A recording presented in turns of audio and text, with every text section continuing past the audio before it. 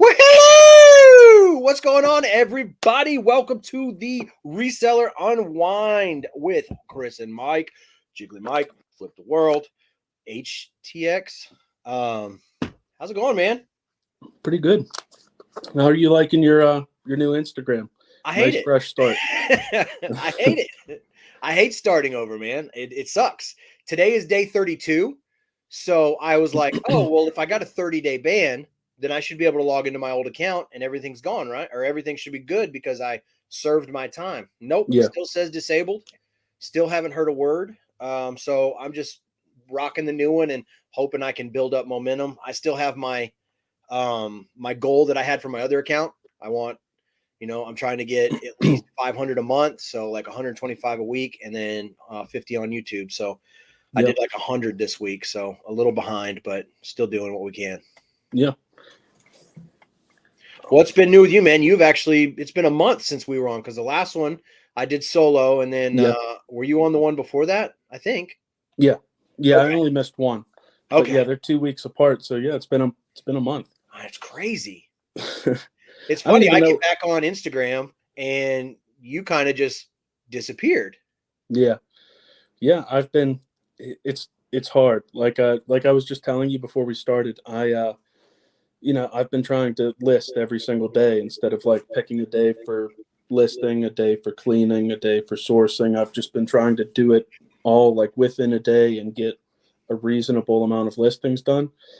And I realized it's just not as easy to, be listing and like putting out a video every day, whether that's on TikTok or Instagram or whatever. So I was like, for once I had to balance and I guess favor work over making videos. So yeah, I kind of just disappeared for a couple days.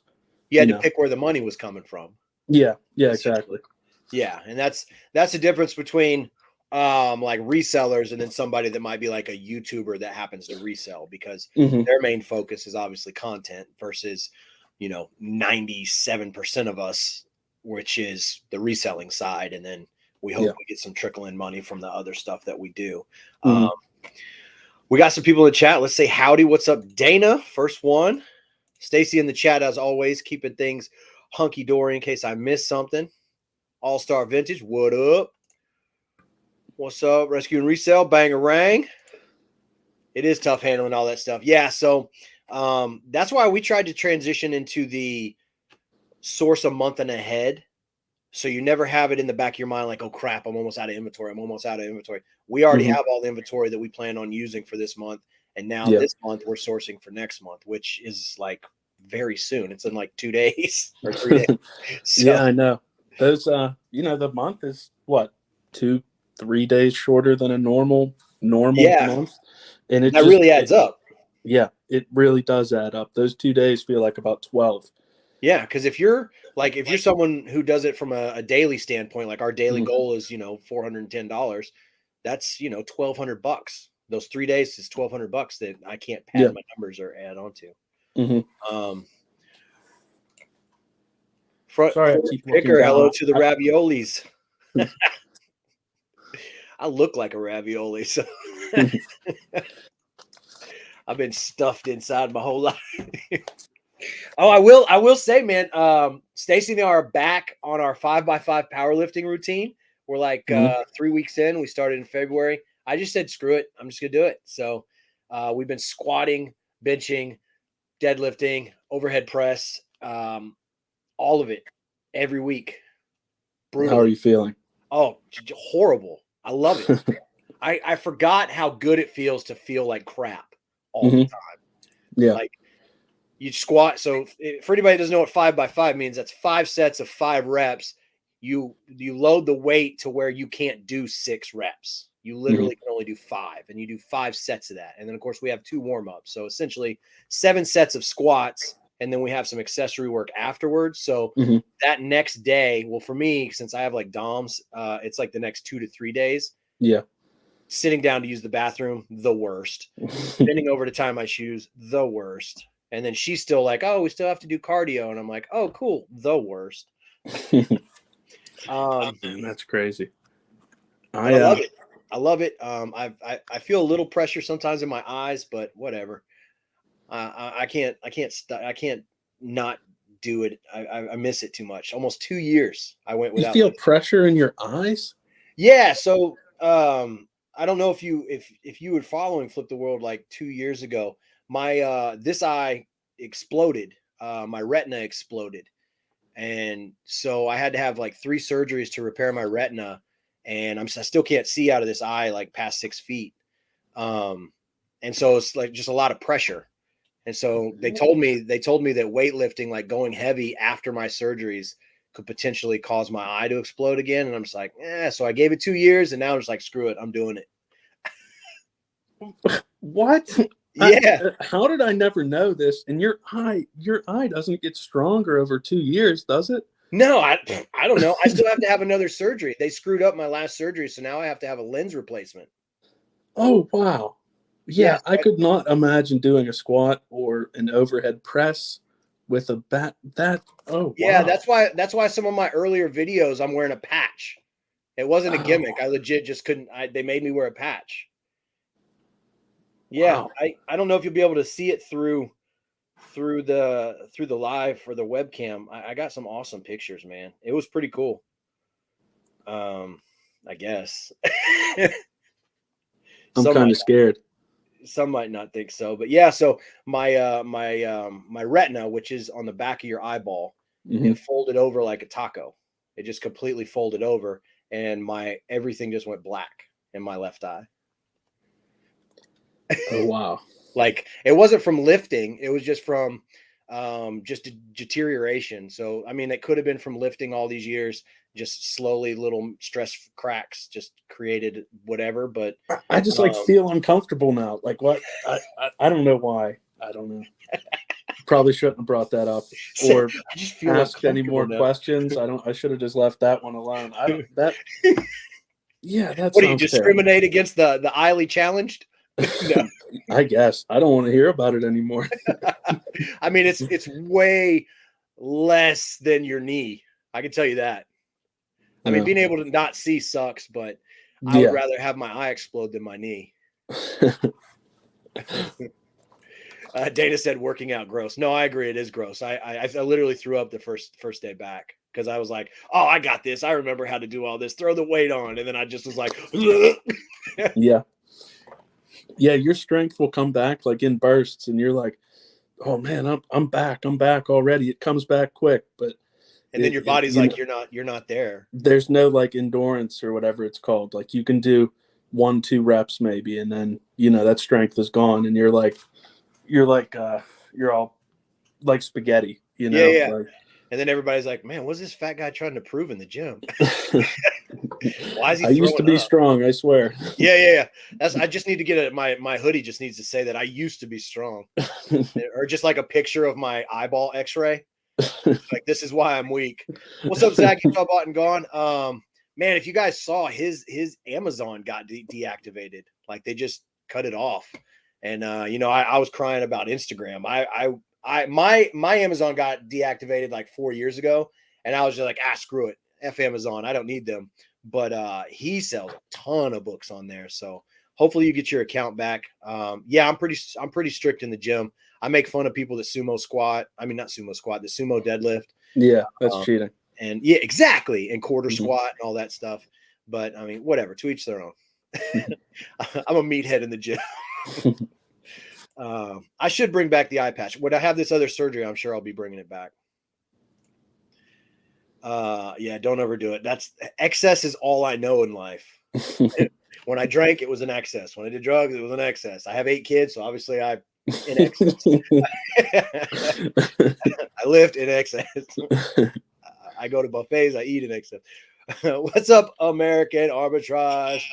I tried to do a impersonation of him, and I feel like I didn't come close. His voice is so freaking like sports radio announcer awesome. It's very crisp. Yes. It's very good. Yeah, I love it. But what happened was I sold something and I forgot to change it to free shipping when I used someone else's listing. So it did calculated shipping, and they paid, $12.95 for shipping. That's Oh, the first nice. time I've ever had someone pay shipping, and I was just Yeah. like, holy crap, I have to do something about this. So you tried to do an American arbitrage impersonation. I Yeah. feel like, I have been away forever. It's been a month since I've been on with you.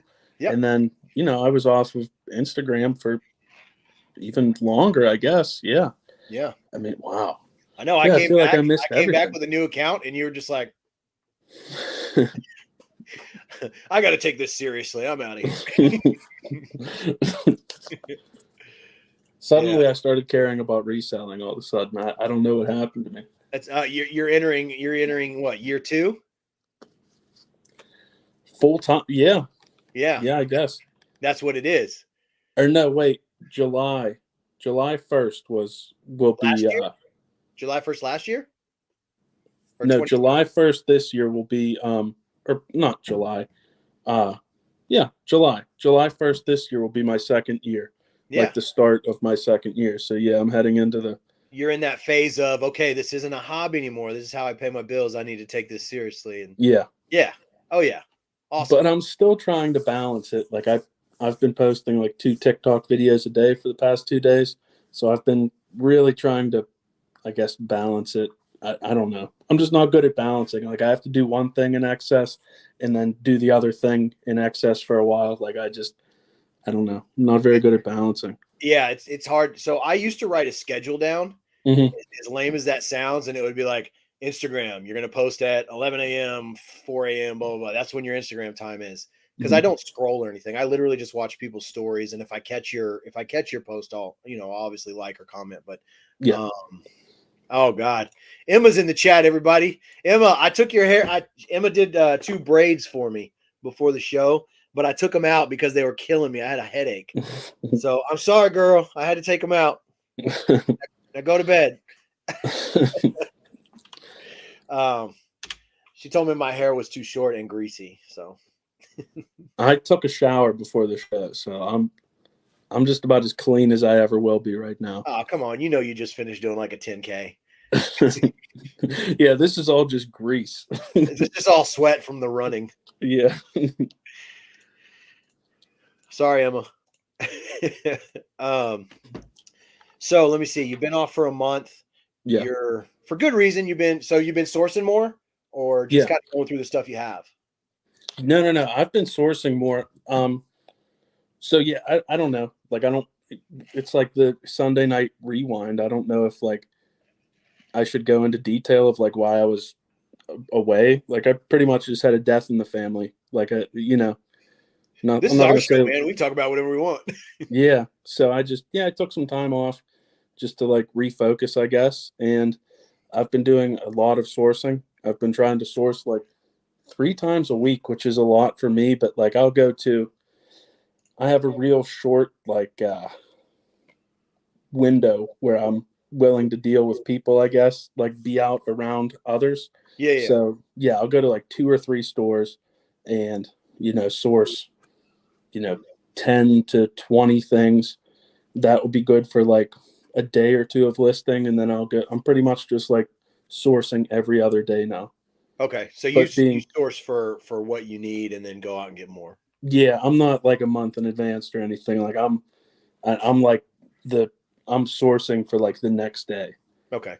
But I have consistent stores around me, like not as many as you, obviously, but I got a good like loop around my house of stores that I could go to. You've got your route. Yeah, my route. I guess that's what I was trying to get at, my route. So awesome. I have the same problem where like I have a timer in my mind that I don't know, but when it goes off, I got to get away from everyone. And it usually happens at the bins, which sucks because that's our main form of content for YouTube. And then also we started selling the haul that we source. So yeah, Stacy will be like in it, like she's just killing it, and then I'm just like, hey, it went off. I'm gonna hit everybody in here if we don't leave right now. Like, yeah, I don't know what it is. I mean, I've always kind of been like, stay away from me. Yeah. But at the bins, I don't know. I don't know if it's anxiety or I just, like I said in my video, I need to start carrying Snickers in my pocket. Maybe I'm just hungry.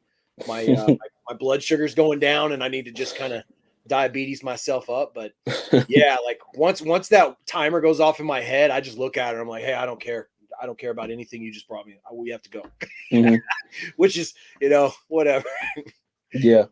I don't know why. Whenever I'm at the bins, I'm able to like, now I don't stay long. Like I'll go to the bins and I'll stay for like an hour and a half, which is pretty long for me. But yeah, I'll like push it to the max there. But it's just like at normal thrift stores that have like the really skinny aisles with two people on each side. And I'm trying to get through the middle and look at shoes. It's just weird, like how, I don't know. It seems like all the thrift stores around me are set up so everything is around the shoes. I don't know.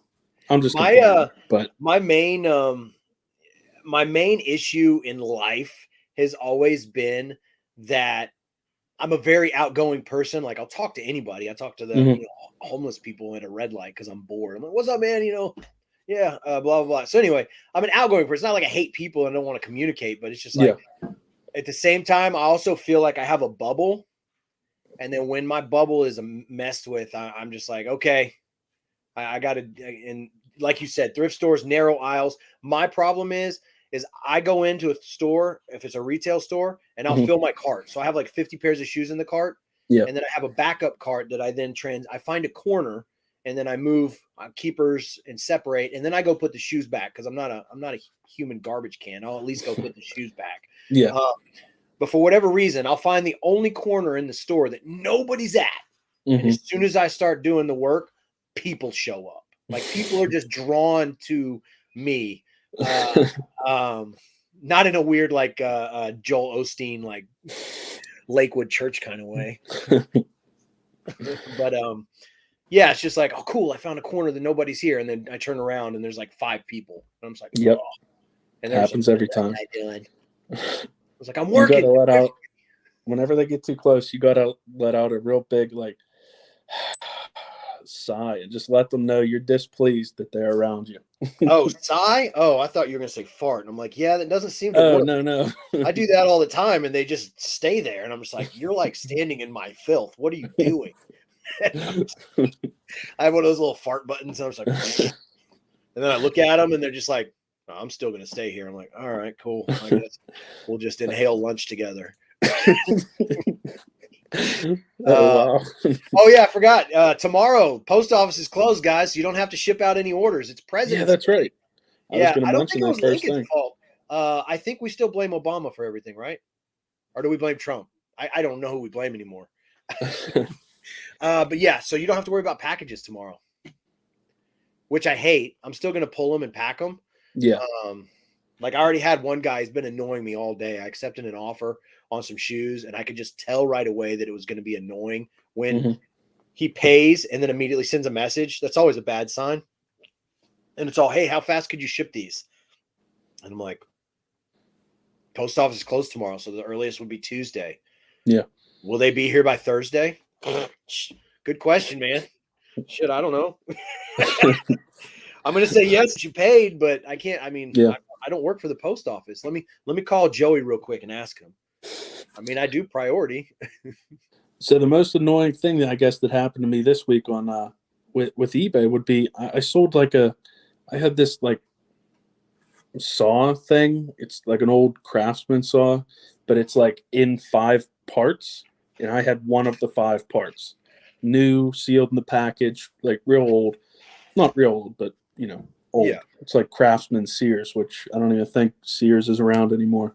So what was I going to say? Oh, so I sold that one part, and the person that bought it was like, they messaged me right after they paid, and they said, I'll need to find like a motor for this saw. So then they get the saw, and then they message me immediately. Like I checked, like it was within 15 minutes of it being like scanned in, and they messaged me and said, I'm extremely disappointed that this did not come with the motor. I'd like to return it. Please be advised. So, it's just things like that where there's nothing you can do. Yeah. Like I understand there's nothing you can do, but it's just, Oh, it really gets to you. Because, I mean, we discussed it not having the motor before it was shipped, Yep. right after it was paid for. Was it in the description, no motor? Yeah. I mean, it's just. You don't have to give a full refund. You can do a partial refund.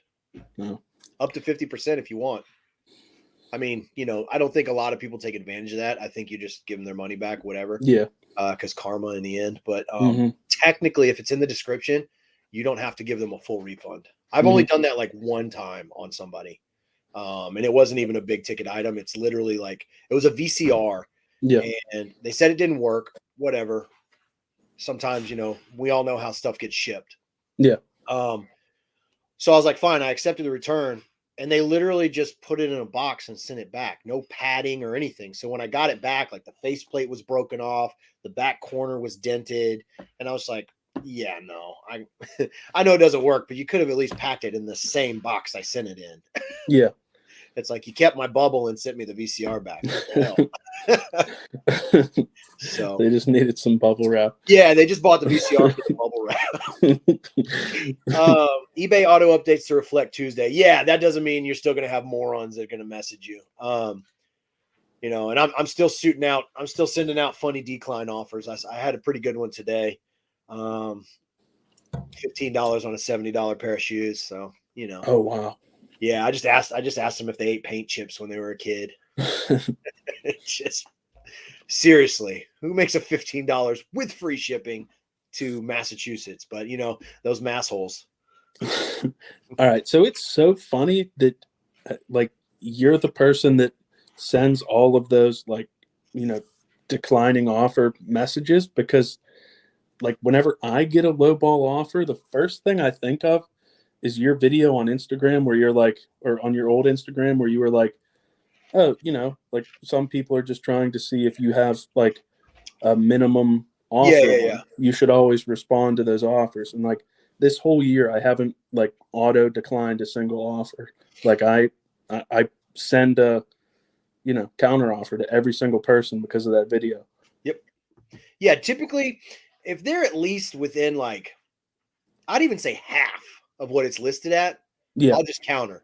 Because I think in my mind as a buyer on eBay, I'll send an offer for about half of what someone has listed just to see myself if they have that auto decline on, and then just see how they respond. So I get that aspect. But if it's like $70 pair of shoes, $15 offer, they're not trying to see if there's an auto decline. They just suck as human. And so I have to let them know. I have to acknowledge that they suck and then give them something to laugh about, or at least make me laugh. That's not my dog. My dog died last week. Sorry, I lost my oldest dog died last week. So the dog you hear barking is not mine. Oh man, that's terrible. I'm sorry. That's it's almost as bad as it is as bad as a human sometimes. I mean, you spend so much time with Yeah. I mean, dogs. It depends on what camp you're on. Before children, I would be like, oh yeah, dogs are way more. I mean, I have it on my arm. Dogs greater than people. Right there. But now it's like when someone says that around someone with like a new child or whatever, it's like, oh, my baby is way more important than your dog. That's true. Yeah, I never thought of it that way. I don't know. Yeah. I've never walked or held your baby. Let me see it. Never walked or held your baby. Put this harness on it. Let's see what we can do. Did you check out the eBay winter updates? No. I've been busy listing. I mean, what do you? No, I don't care. People talk about like shipping increases and like eBay updates, and you can do this now. It's just, I mean, it is what it is. Like something annoying is always going to be included with it. That's just like part of the job. I just like the direct. No. Yeah. No, I don't care about my business. No, I'm just kidding. No, so the winter updates are actually awesome. They dumped like $1 billion into actually more seller style things. So now, I don't think it kicks out till March, but now if you send an offer and somebody accepts that offer, or they send an offer and you accept it, they have to. It's paid immediately, kind of like Poshmark or Mercari. The money has to be there. Yeah. Buy it now. They can still wait 5 days, which sucks, but whatever. I think 80% of our sales are offers anyway. I think Mhm. most people sell things at an offer or accept offers. So that's Yeah. really awesome. Now, of course, the fee went up. The final value fee is going up like 0.003. But if you're a top rated seller, they're going to start weeding out people that aren't top rated sellers and start pushing more into the algorithm top rated sellers. So the updates are going to be awesome. I think I did have one thing that I'm not excited about, but again, I'm going to stick to my not talking bad about eBay. But yeah, that's what I'm looking forward to. That when somebody accepts an offer, paid immediately. You don't have to wait that 5-day crap. So, Yeah. And then I wanted to talk about Whatnot. I don't know if you're familiar with that. You've been gone a month. Like everybody, it's like the new hype thing. It's the new. I'm familiar. I've never been on it or anything. Like I don't know if it's an app, if it's a website, what it is. It's an app. It's live auctions. So it's remember when not Mercari, not Poshmark, because those have been around a few years. Anytime something comes out that's like reseller related, like List Perfectly, like everybody, went ape shit, went List Perfectly, and everybody went crazy when hamming, and everybody goes crazy when something new comes out. It's just human nature, especially if we're all in the same community. WhatsApp or Whatnot or whatever the hell it's called, live auctions. Me personally, I think it's just going to die out in about 60 days. It's real fun and exciting now, but I think once people realize that they're just buying resellers death pile junk like bad buys and paying too much for it, it's going to fizzle out. Now if you're a sports card reseller or collector or like vintage action figures and stuff like that, I could see that being an awesome platform. But for the general, like the ones that I've followed, it just seems like people are getting on and selling the shit that they can't sell on eBay because they're not going to get the money they need. Basically they're selling their bad buys.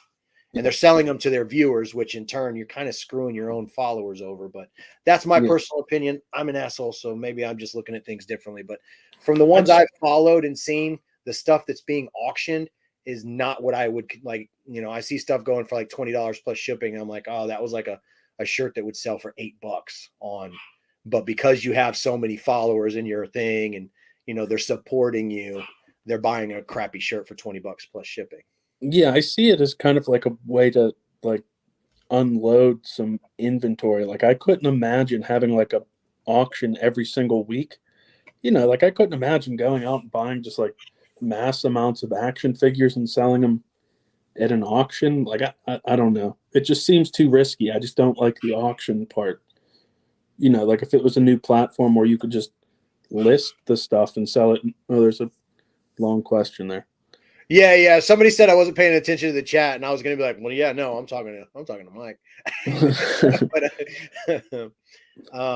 So I just put it up so I could remember whenever you finish talking about the Whatnot thing. But I kind of forgot what I was saying. I was just saying, like, I feel like Whatnot would be hard to really keep up with, like inventory. For sure, yeah. Unless it's literally just you do an auction at the end of the week to move all the stuff that you shouldn't have bought to begin with. Yeah. Or like, that's true. Or let's say I had an auction every Saturday night. Every Friday, I go to my warehouse and I pull everything that I have on eBay that's 120 days or older that hasn't sold. And that's what I auction off because it gets rid of my stale inventory. But that's really all I see, unless you're a card collector or like, or like action figures. I see it's great for that. But as far as like vintage, go to Depop. Shoes, go to eBay, Poshmark. Yeah. What are you auctioning shoes starting at $1? Like, I don't know. It's my personal opinion. I have a lot of things that I'm wrong about, but yeah, like sports cards. Yeah, that's a good point. Sports cards would be great. Like you can get a big lump sum of them somewhat easily. For sure. Varying values. Yeah, so that would be good with cards. But yeah, I just don't see. I don't know. All right, guys, I'm going to pay attention to the chat real quick. I sold a large item local pickup. I get a buyer, he pays, then he asked me to ship it. I calculate shipping and invoice you. Disassembled to save shipping or assembled. It's been 2 days, no answer. If you sold the item for local pickup and that was like the choice that you selected, then I would just stick to that. I mean, if he wants to have you ship it after after you sold it as a local pickup, to protect yourself, I would cancel that order, relist it with shipping, and then have him buy it again. Yeah. I'm just curious what it is for local pickup. Yeah. Also, the whole disassembly, it must be a freaking huge big, item. yeah. I just sold that typewriter that I found at the bins, that 1950s Remington one, for $70 to someone here in Houston on eBay. On the eBay, I'm like an 80-year-old now. On the eBay, I sold it. And I didn't do local pickup, but I'm like, man, I'm gonna put this thing in a box and I'm just gonna deliver it like DoorDash. But even though, I mean, if I do ship it through eBay just for the protection, it's local, so it's not gonna cost me more than like $12. So if he paid and it's local pickup only, then I would say, hey, I can't ship this. The end. We can cancel this order and relist it with shipping, but I can't ship it. Shiny object syndrome. Yes, that's what it's called. Whatnot is big in comics, but it relies on the sellers. Yeah, that's another thing. Comics, like if you sell comics and stuff like that, and maybe like autographed memorabilia, I could see that being like a big thing, because like, you know, those trade shows that go through every city where they have like celebrity sign stuff, like that seems to be what is going to be better for that platform versus every reseller signing up for it right now so they can just get rid of their low hanging, fruit. Yeah. So that right there says like the seller's following. Is it for people with like a big following? Is it like yes, it's follower related. So like if Harry Tornado has a Whatnot and he's doing action figures and poop colored bubble gum, it starts everything at $1. His followers are going to bid it up just because it's him selling it, which is fine. Hey, if you can make money doing that, do it. But I think eventually people are going to be like, okay, man, I'm not buying $10 sticks of gum anymore. Yeah. Not that he sells gum. No, I always find some way in a live or a video to make it sound like I hate Harry Tornado. He's like he's one of my top 3 people. So I didn't get it. I didn't take it like that at all. But I mean, I'm not Harry Tornado, so it doesn't really matter how I took it. You are Harry, though. I would say that us both are way hairier than Harry. Yeah. I mean, I don't know. Maybe he has a sweater on his back. I don't know. I don't know. Maybe when he takes his shirt off, he looks like Robin Williams. Who knows? I do not. I don't know. I think that's kind of cool, though. Like, if you have a somewhat big following, like, yeah, you could have a Whatnot auction and kind of, it would be like a online meet and greet, I guess. People like they get something of, I don't know. Like, I think it's like an auction version of can't you make money doing like Twitch? Isn't it the same thing? You're just not auctioning stuff. So basically, I think it's like that, but for like collectors. Yeah. Dana said Whatnot is crazy hard to get approved on. Apparently, I applied 2 weeks and no reply. Good for lower dollar items to move quickly. Not. Yeah. So see, like if your eBay store or your Poshmark, however you sell your reselling business, if your business is set up with, I only source items that I make $15 profit on or $10 profit. And now you're like, oh, I got to jump on this new fad, Whatnot. I'm going to start sourcing crappy low return stuff. You've completely changed your business model for something that's hype, Yeah. So it's like, it's okay to dabble in things, but I don't really realistically seeing, again, I could be wrong. We can record this. Oh yeah, it is being recorded. And then in 6 months, when I have to come on here and make a public apology that, oh guys, check me out on Whatnot, I got a live auction. I'm selling children starting at $1. Yeah, I have nothing against it. I just don't like trying anything new. Dude, I love your responses. They're so good. I applied almost a year ago and heard nothing. Yeah. That's a long time. Sounds like their customer service is great. What's up, Eric? Eric, hello. Charles, what's going on, man? It's the competing beard flippers. Yeah, we're doing good, man. Mine's just getting gray on the sides, like act like crazy. I want to start dyeing it. I dyed everything black once except for my hair. I bleached it, And then like I hated myself for a good amount of time. Yeah. I was like, wow, you look like a broke Guy Fieri with a beard. I was taking nobody to Flavortown. Oh, Mario, loud. What's up, man? I'm live. That's a whole lot of toilet paper. I appreciate it. Let's see the toilet paper. Yeah, let's see the toilet paper. Mario's AWOL for the weekend. No, I'm just kidding. Y'all don't repeat that. He's got to go back to his base tomorrow. Yes, beard. Well, he's not. He's in Pittsburgh. But yes, I think beards are just a hereditary thing. Yeah, I think so. I think if you can grow one, why wouldn't you? Yeah, I've been trying to grow. Yeah, I mean, yeah, I've had a beard since like I could grow a beard. Yep. As soon as I could cover up because I have a Peter Griffin chin. So as soon as I could cover that, I've never shaved since. See, I have a Peter Griffin chin, but not like the crease part, but like the double chin part. No, I have my chin looks like a nutsack. I'm sorry if anybody's Emma, you better be asleep. Yeah, so as soon as I could grow facial hair, I either had a chin strap to cover it, or just a beard. It's funny because in high school, like here, there's a no facial hair policy, or there was when I was in school. And so like I'd get in trouble and be sent to the principal's office to shave with a bar of soap and a crappy razor. And I would always, and I was, I'm a big like punk rock anarchy, don't listen to authority. And I'm just like, you guys are trying to prevent puberty. This is bull. You can't stop what's coming. And in fact, it just made it grow faster. So like, you guys are just jealous because the math teacher can't grow one. Is that what this is about? What's up, Hustling Hooks? Man, I am behind. We did a Mercari local pickup. Buyer had paid $7.99. I think it was Uber picked it up and delivered.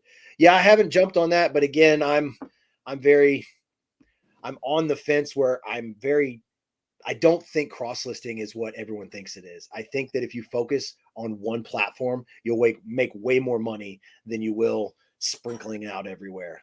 Because you always hear about, I cross-list, and then you get about 3 to 10% more sales in a year than you would on just one platform. And I'm like, well, if you focus down on one platform, you would probably make more than 3 to 10%. But again, I could be wrong. Yeah. Yeah, I am messing with Facebook Marketplace on certain things. Sorry, I was just reading the chat there real quick. So I was kind of paying attention. Yeah, I don't cross list either. You know that. Yeah, Charles. So we still dumpster dive. We still pick up free stuff from Facebook Marketplace, and we still curb shop. But nobody liked those videos, so we just stopped doing them. Plus, at that time, I wasn't wearing a GoPro like harness. So, I mean, we might try one just to see, but our channel kind of got dubbed the Ben's body cam. And, if that's what's making our channel grow, I don't want to steer away from it because, taco stacks. And there is actually a guy in Texas, in Houston, that has a bigger dumpster diving channel than taco stacks. So I just went back to what people wanted. But yes, we do still pick up stuff and sell it at our yard sales. The bins are better than any dumpster you can find, I swear. Like those videos are so entertaining. I still have to catch up and watch your last one. My girlfriend was telling me about it. I'm like, you're ruining the surprise. I want to watch it by myself. She watches it first. Look, I still dumpster dive bagel shops and pizza shops when they close because I'm all about free food. Dana said it's turning into a shoe and clothing reseller chat. I feel attacked. No. I'm not.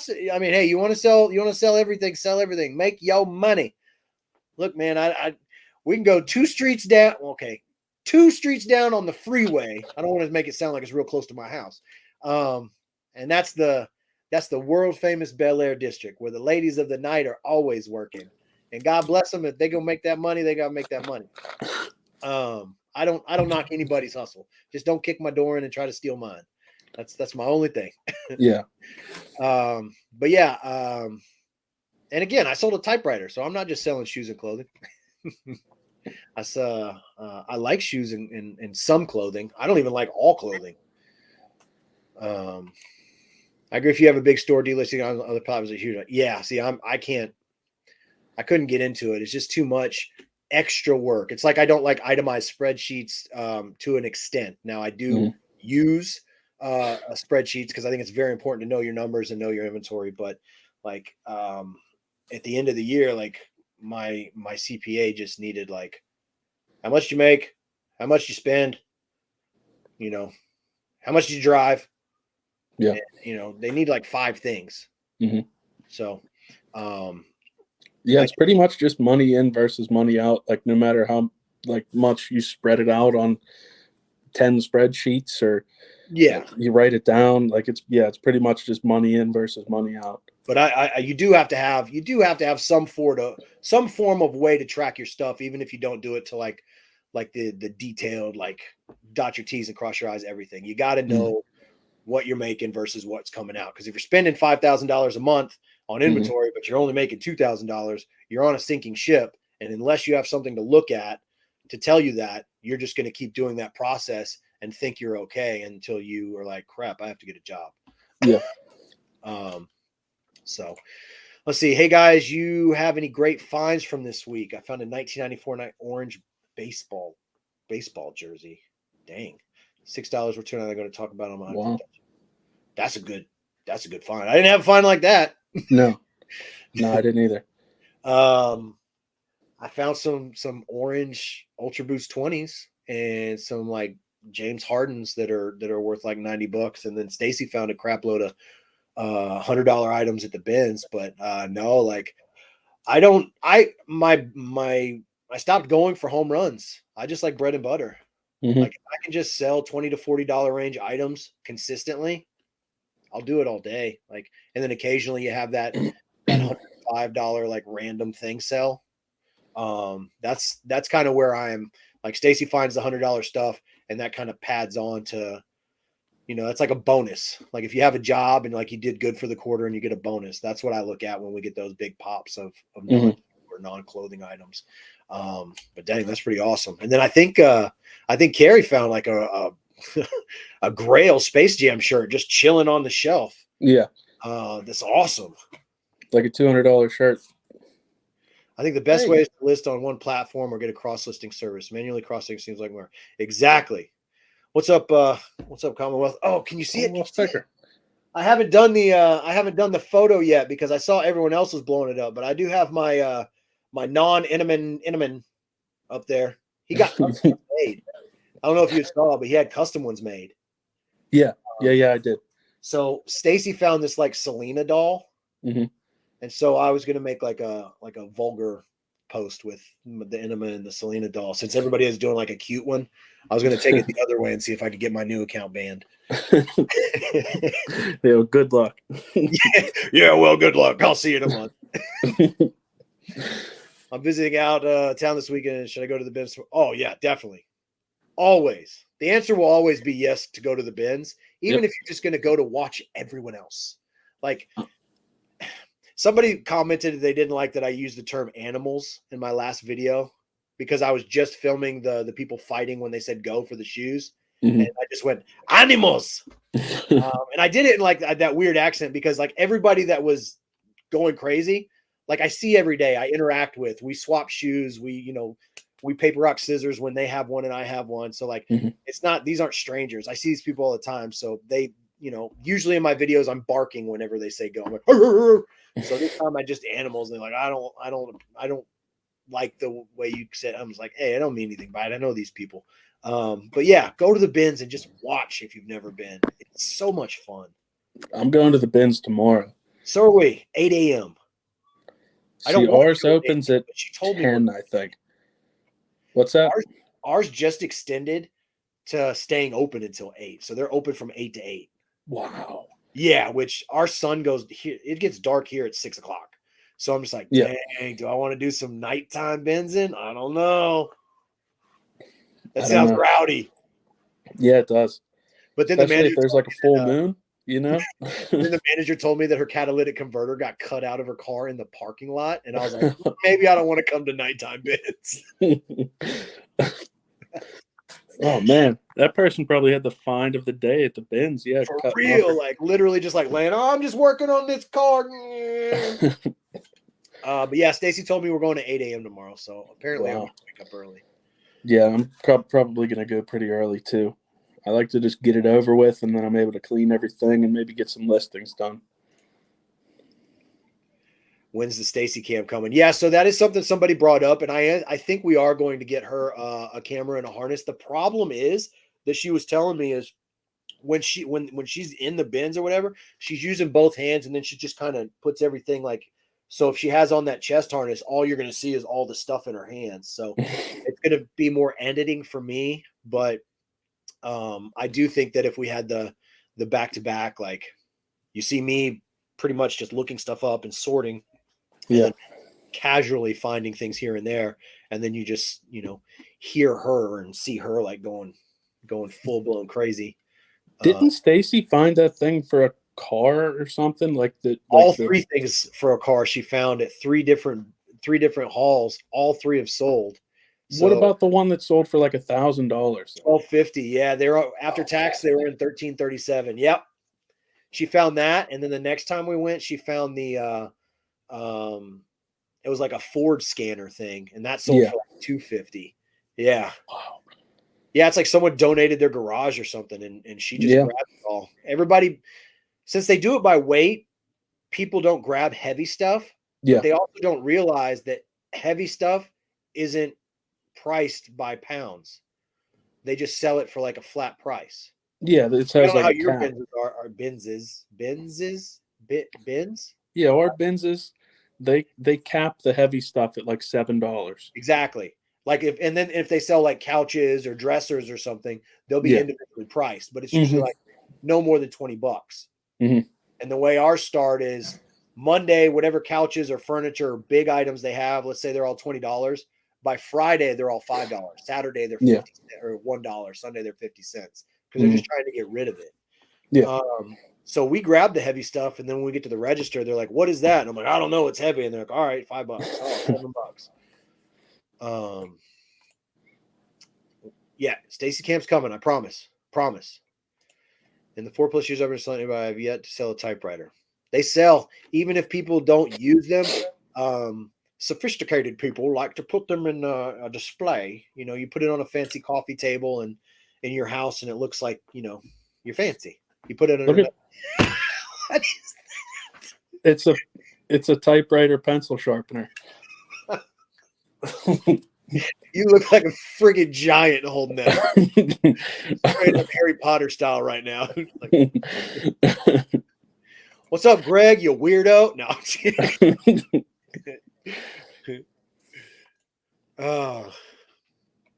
Oh, thank you.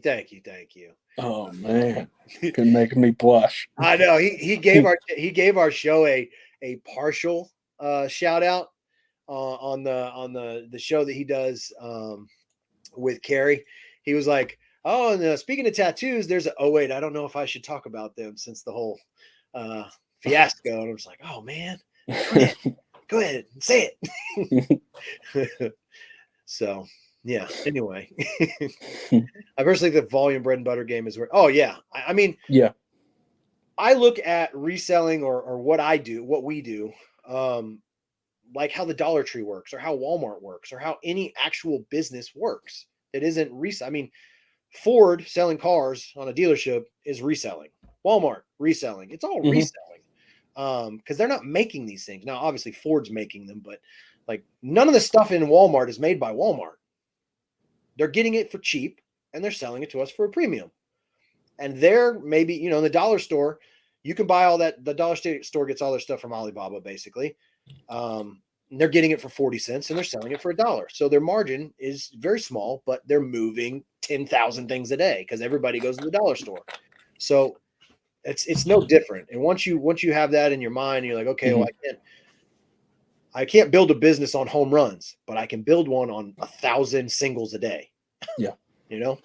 Exactly. And I feel like for a little bit, I got like too caught up in that. I'd be at the bins and I'd be like, the tread on these shoes, they're not totally worn through, but they're just about worn through. Yeah. I can still get $15 for them, but like no one wants anything like that. Yeah. So like you still have to find quality, but yeah, there's like for example, like this week, I found like an abnormal amount of shoes that sell for $35+.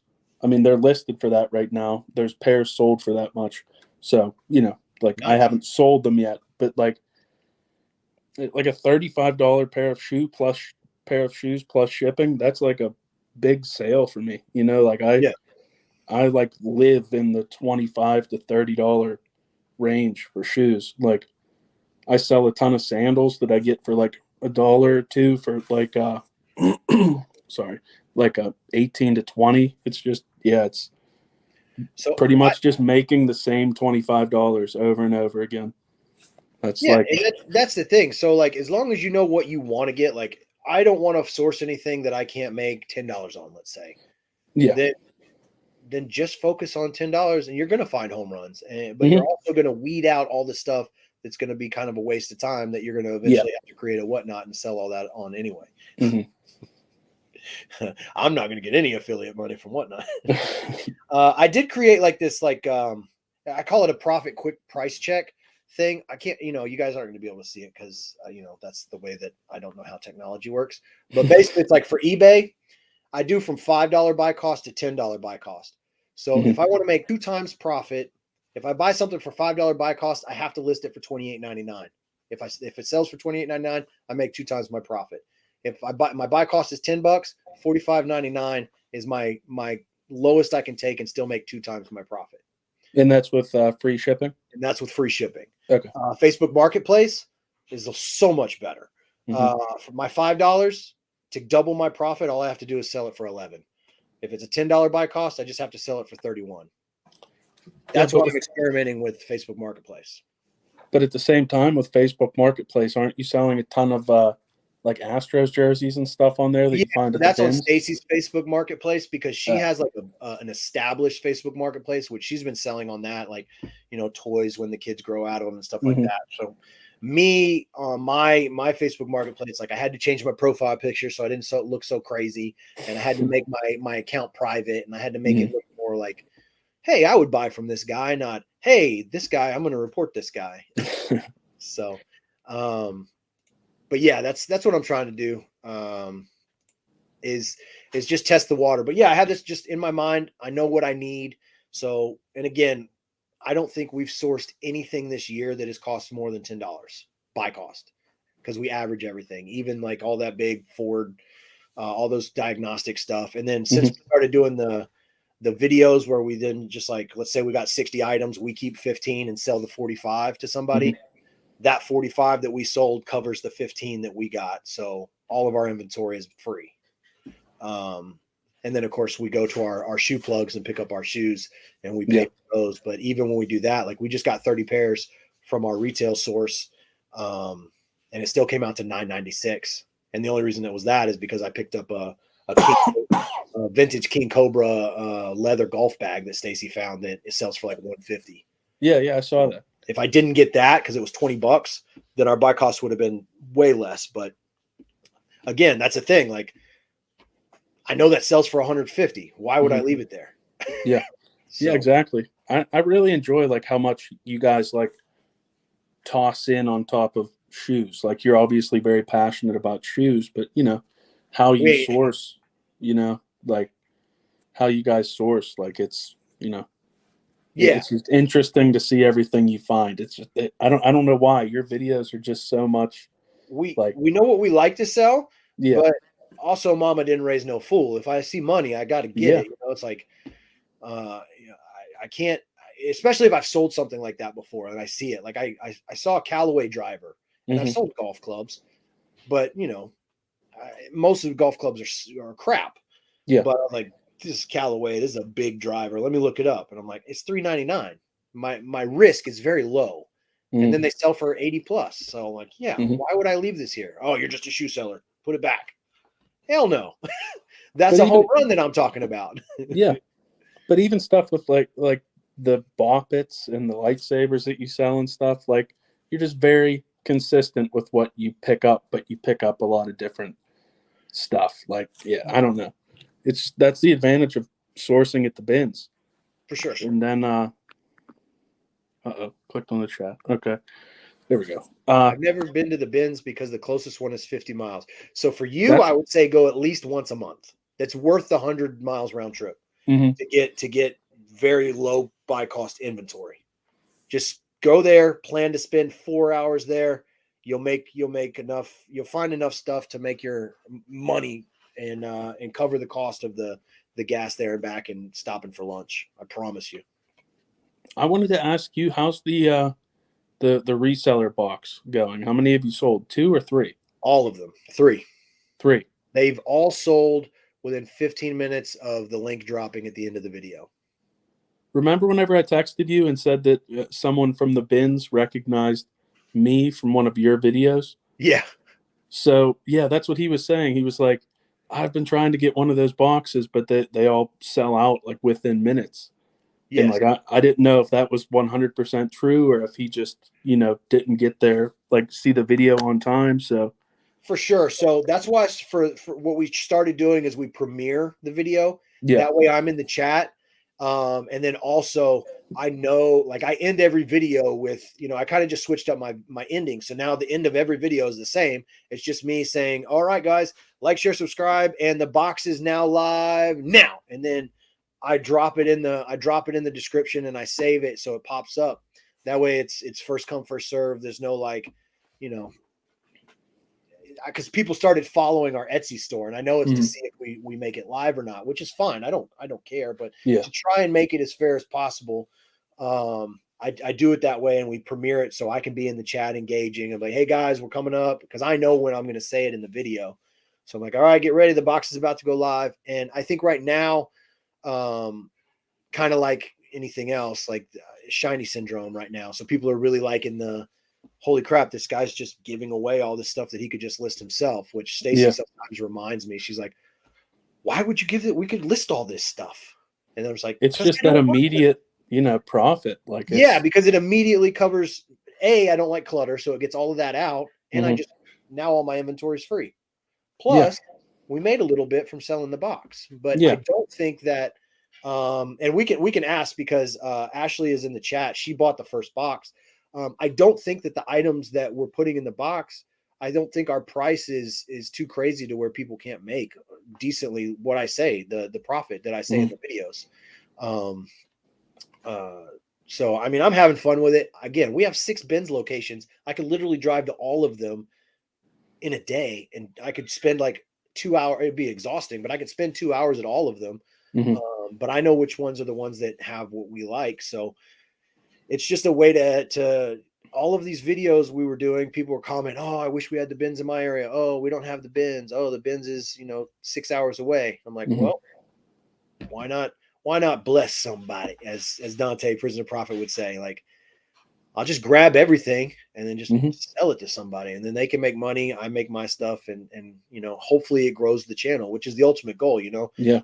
When Mr. Beast walks up and hands a homeless guy $10,000, he gets 4 million views. So like, oh man, this guy always does bin hauls, and at the end of the video, he sells it all.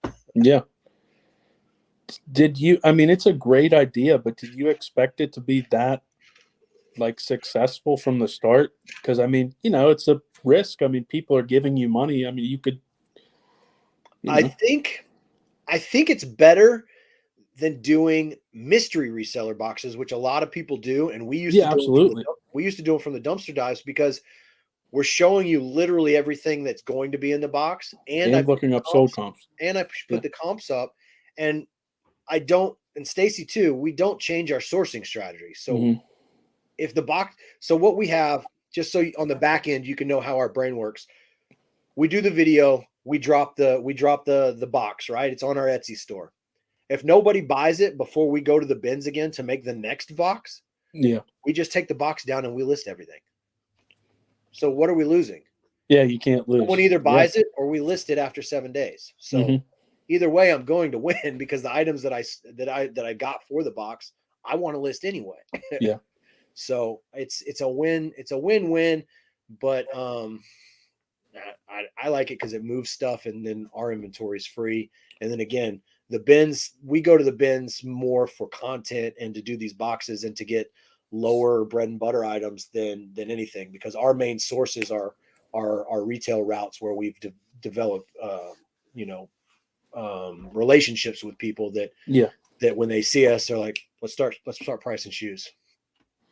It's just crazy that, like you guys started, they're selling out in like 10, 15 minutes already, like instant sales. And I mean, it's only going to get faster over time, Yeah, as your someone following already goes. was like, you guys should start doing 2 a week. And I'm like, oh God, I don't know. That's a lot of work. It's a lot of work, and then it takes away from what I still have to clean shoes. We still have to run the eBay business. I'm part of the SEF beta testing with Rinzi Now and them with some other resellers, so I kind of have a lot going on. If we went more that route, I would probably say we would just go into wholesaling, where I would just go and we would source at the bins every day and then just make reseller boxes. But that's a completely different business model, and it's not something I want to do at this current moment. Maybe I could hire somebody to do that, but again, mine and Stacy's eyes, in my opinion, are going to be better than me paying somebody to go to the bins all day and source for me to sell reseller boxes. Because what if they're not, what if they're picking up crap, and then now I have to do double work to make up for someone else? So Ashley said, do you feel like since you focus mainly on 1 or 2 categories, you freed up more time?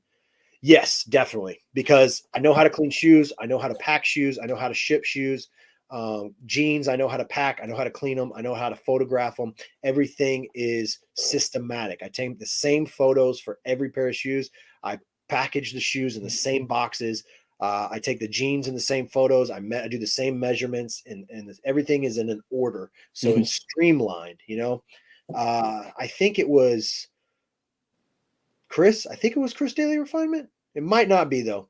He was talking about streamlining business, and he said if you go to like a hot dog factory that also sells like hamburgers and other things, they're not going to do 1,000 hot dogs and then change everything and then do hamburgers. They're going to do all the hot dogs first, and then they're going to switch all the machines and do the next thing.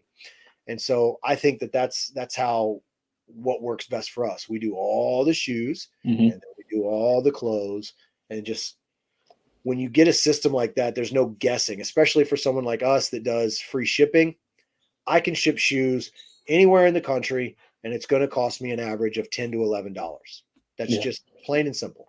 Some shoes are going to cost me $17. Some shoes are going to cost me $8.87. But the average is always around $10 to $11. So when you know what it's going to cost to ship, it helps you make better decisions sourcing. It helps you make better decisions pricing. And it becomes repetition. And just like sports and anything else, repetition is where greatness comes from. That was a long answer. Sorry. That was a good answer. The Coke kicked in, so I'm like, blah, blah. No, I'm just kidding, guys. Drug free, I swear to God. Yeah, or inema. I didn't want to say the because it might be trademarked, but yes.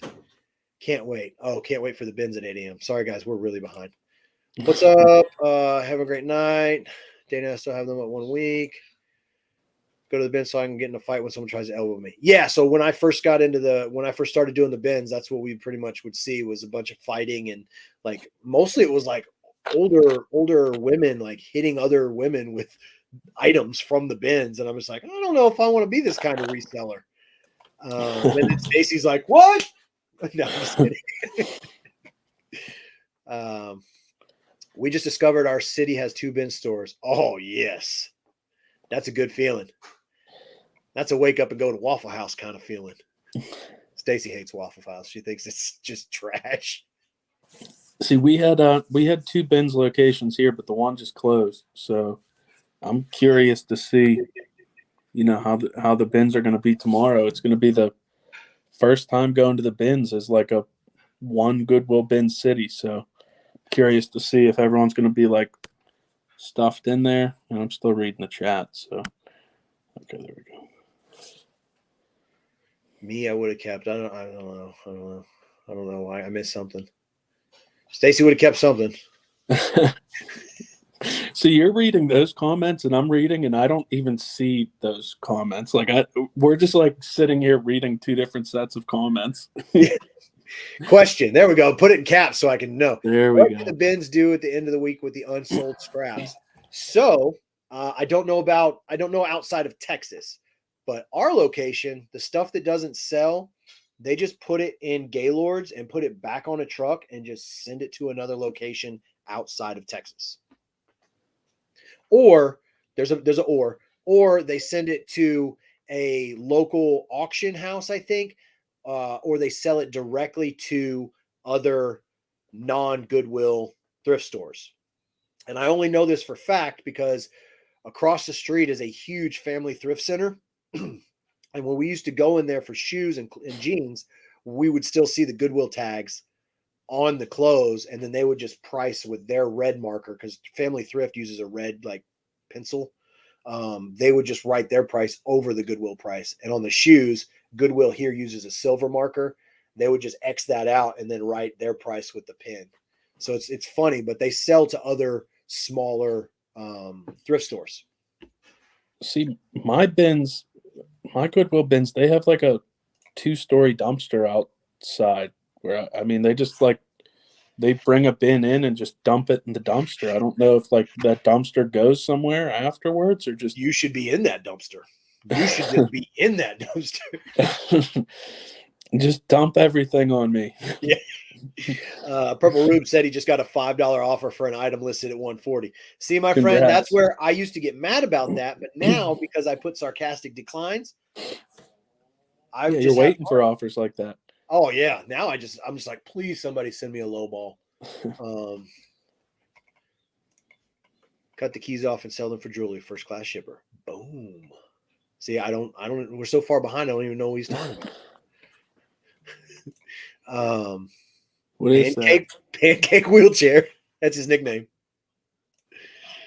Yeah, Greg. I don't know if you saw, but he got that entire car full of HP ink toner. No, do you sell a lot of ink on eBay? Do you sell any at all? If I find it new in box, I will. But I've heard so many like horror stories about like either Veros or just not it being.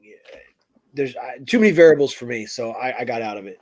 See, I've found like everything at thrift stores in my area, but I've never come across ink to sell. That's like one thing that I've always wanted to find, just easy, just scan the barcode on it and list it.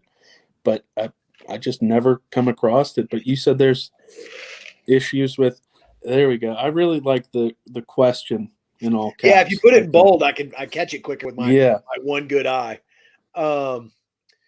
What is your ASP on your bread and butter? So ours for our eBay store, we don't do it like per item, but our average selling price currently on our entire store is $58.09, which I'm happy with. Mine's 33. Okay.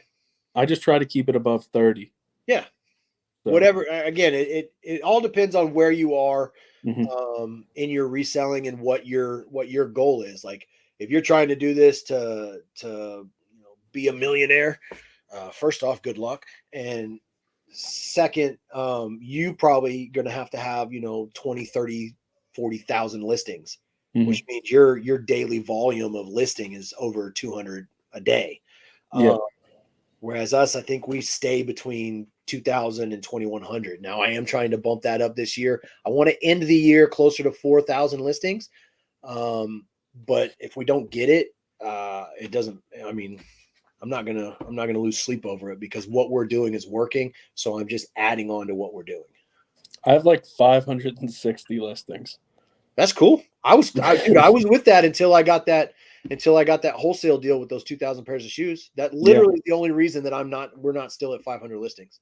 Yeah. So I mean, it's not like I'm some freaking pro that's been above 5,000 listings my whole career. Like if it wasn't for us finding a wholesaler, we'd still be doing it the way that we were. Yeah. Jiggly, you need an affiliate link for that $8.99 fuzz trimmer. I agree. You should, man. I don't know. I know he also doesn't want to make money off of TikTok. So I'm a reseller that doesn't like money. Yeah, I just really don't. It's just not my thing. Yeah. He hasn't sold out to the man yet. My SP is 36, including shipping. My average cost is $4. See, that's perfect. Mm-hmm. Chris needs a catfish Facebook profile. Yes, I do. I do mainly because I just don't like obviously if you're a YouTuber, you don't care too much about having your life in the spotlight, but obviously everyone has a personal life that they don't want. That's why you don't see our kids a lot in the videos and stuff like that, because Mm-hmm. I don't want to have to sit down and be like, hi, would you like to be in the video? Because the older ones, they don't care. They don't know. They don't know why the lights are on. They're just glad the lights are on. Shoe prices at your local are nuts. Yeah, Dana has some crazy prices at his Goodwill too. If I lived in an area that had shoes priced how Dana's, and I'm assuming yours are, and I wanted to be a shoe seller, your only goal is going to be flea markets or find a wholesale distributor that will ship to you, or sell in a different category. But that, yeah, ridiculous. I've been so lucky here. I mean, it's just I'm right around $7.36 average, like buy cost per pair. And I mean, usually some of the thrift stores are catching on and putting stuff up at like $14.99, $19.99. But I mean, before that, I mean, my average buy cost per pair was like $5. They're really cheap here. Awesome. And yeah. Yeah, and you just stock up while you can, because everything's going up. Obviously, inflation. We're probably going to war with Russia, so everything's going to just tighten up. Gas is going up. I mean, everybody freaks out with inflation, but if you look at historical patterns of our country, it's cyclical. Everything always goes up, and then it levels out, and then it goes up, and then it levels out. So if everything goes up, you just raise your price. That's just how the world works. Ashley says the box is awesome. She's listed 5 things and 4 of them have sold. So, oh wow, there you go, guys. That's what kind of boxes we're selling. That's an awesome. I mean, you're looking up like the sell-through rate as well. Like you're not just putting together like a mystery box. Like you're like, oh, this has a 200% sell-through rate, and it sells for $25. Like, if my name's on it, man, I don't want to sell somebody shit. Or like, I don't want to be I don't want to be a snake oil salesman. Like, I already say things that get me banned. So why would I want to start selling people crap to where they could possibly like get my Etsy account shut down, or that's the other thing with being public and putting your eBay store and your YouTube and all this stuff is like, all you need is one a-hole to go in there and just completely ruin your livelihood, because people can report eBay accounts, people can report Etsy accounts and YouTube. And so, if my name's attached to it, I don't want to sell somebody crap. So, I mean, even if I end up taking a loss and if somebody was unhappy with the box and they're like, hey, I don't like these items, I'm like, all right, well, here, I'm going to send you another 15 items on me, just because I just don't want, I just walk on eggshells. I mean, I don't want anybody to be spiteful, because there's a lot of crazy things that people could do to completely ruin everything you have going on. I mean, that's in everything in life, but when you're somebody that's trying to be as public as a lot of us are, it's just something I always have in the back of my head. Yeah.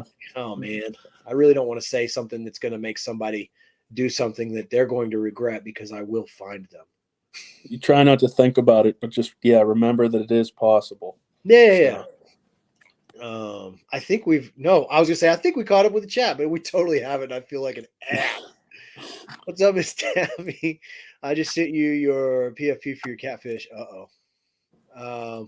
What's up, Keith? Okay, all in the graphics in the chat. Purple Rube with a $2. I got my only negative feedback on ink. There you go. Thank you for the super chat, and that's another reason. I saw a lot of people getting negative on ink. And I don't know anything about ink other than when my printer needs it, I go buy it. But I don't know, like, if you ship it, because it's basically like a powder, I guess. If it gets all messed up, it can mess things up. I mean, I don't know. I'm technology stupid. I still don't understand how thermal printers work. I don't understand how there's no ink, but then it prints.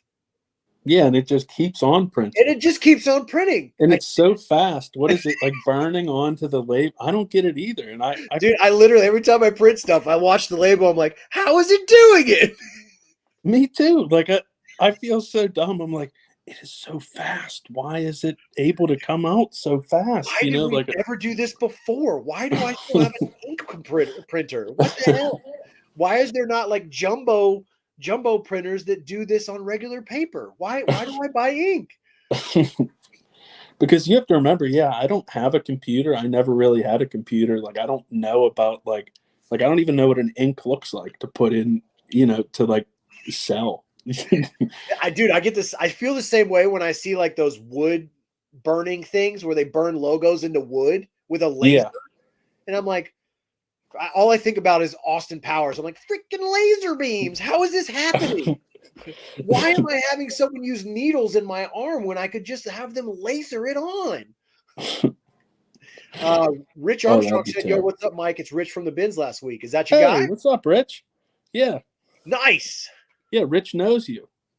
He knows me because of you. Awesome. That's Rich from the Bins. That's Rich from the Bins. Average sale price currently $89.65. Oh, man, you sell good stuff. Wow. I'd only be selling like 3 things a week if that was my average sale price. Find tons of printer, ink, and toner cartridges. Hey, again, go by region. If that's what you find, sell it. That's awesome. Yeah. What's up, Annie? Well, we are so far behind, so I apologize. Actually, I think we're all caught up. Nice. That's what she said. I don't even know. Feel the same way about thermal. Yeah, like, so I'm happy right now that you said that you also do the same thing, because there's a lot of things that happen, and I'm just like, how does that work? And then I'm like, don't ask it. Like, I don't want to go to Stacy and be like, hey, I don't understand thermal printers, and every time it prints, I'm just like I just look at it like, this is the coolest thing ever. And you just said you do the same thing, so now I don't feel bad for having this weird. Well, I mean, we feel okay now that we have the same like curiosity about it, but we still don't know why it works that way. So I'm probably going to stay up until like 2 a.m. watching YouTube videos about it. How does thermal printing work? Like, dude, I also don't understand 3D printers. I don't get it. Like, why weren't we using those? I mean, obviously technology advancement and stuff like that. Why aren't we driving electric cars 100 years ago? Oh, well, that's because J.P. Morgan kiboshed the patents, so we couldn't. That's a conspiracy. Go down that loophole.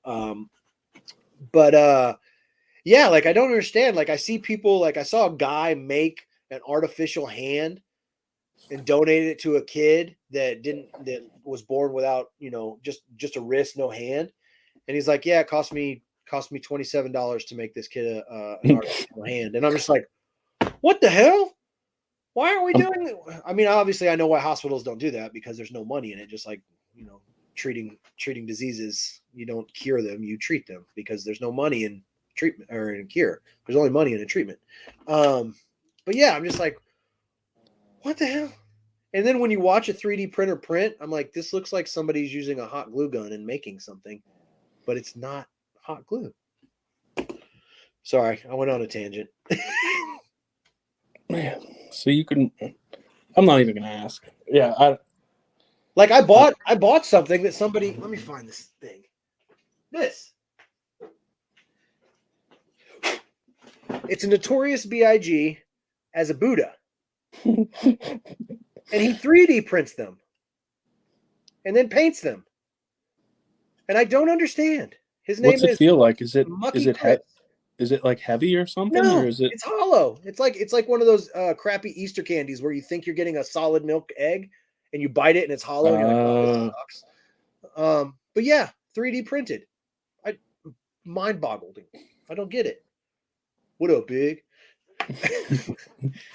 Shout out again to Snoop Dogg for buying Death Row Records. I think that is a power move.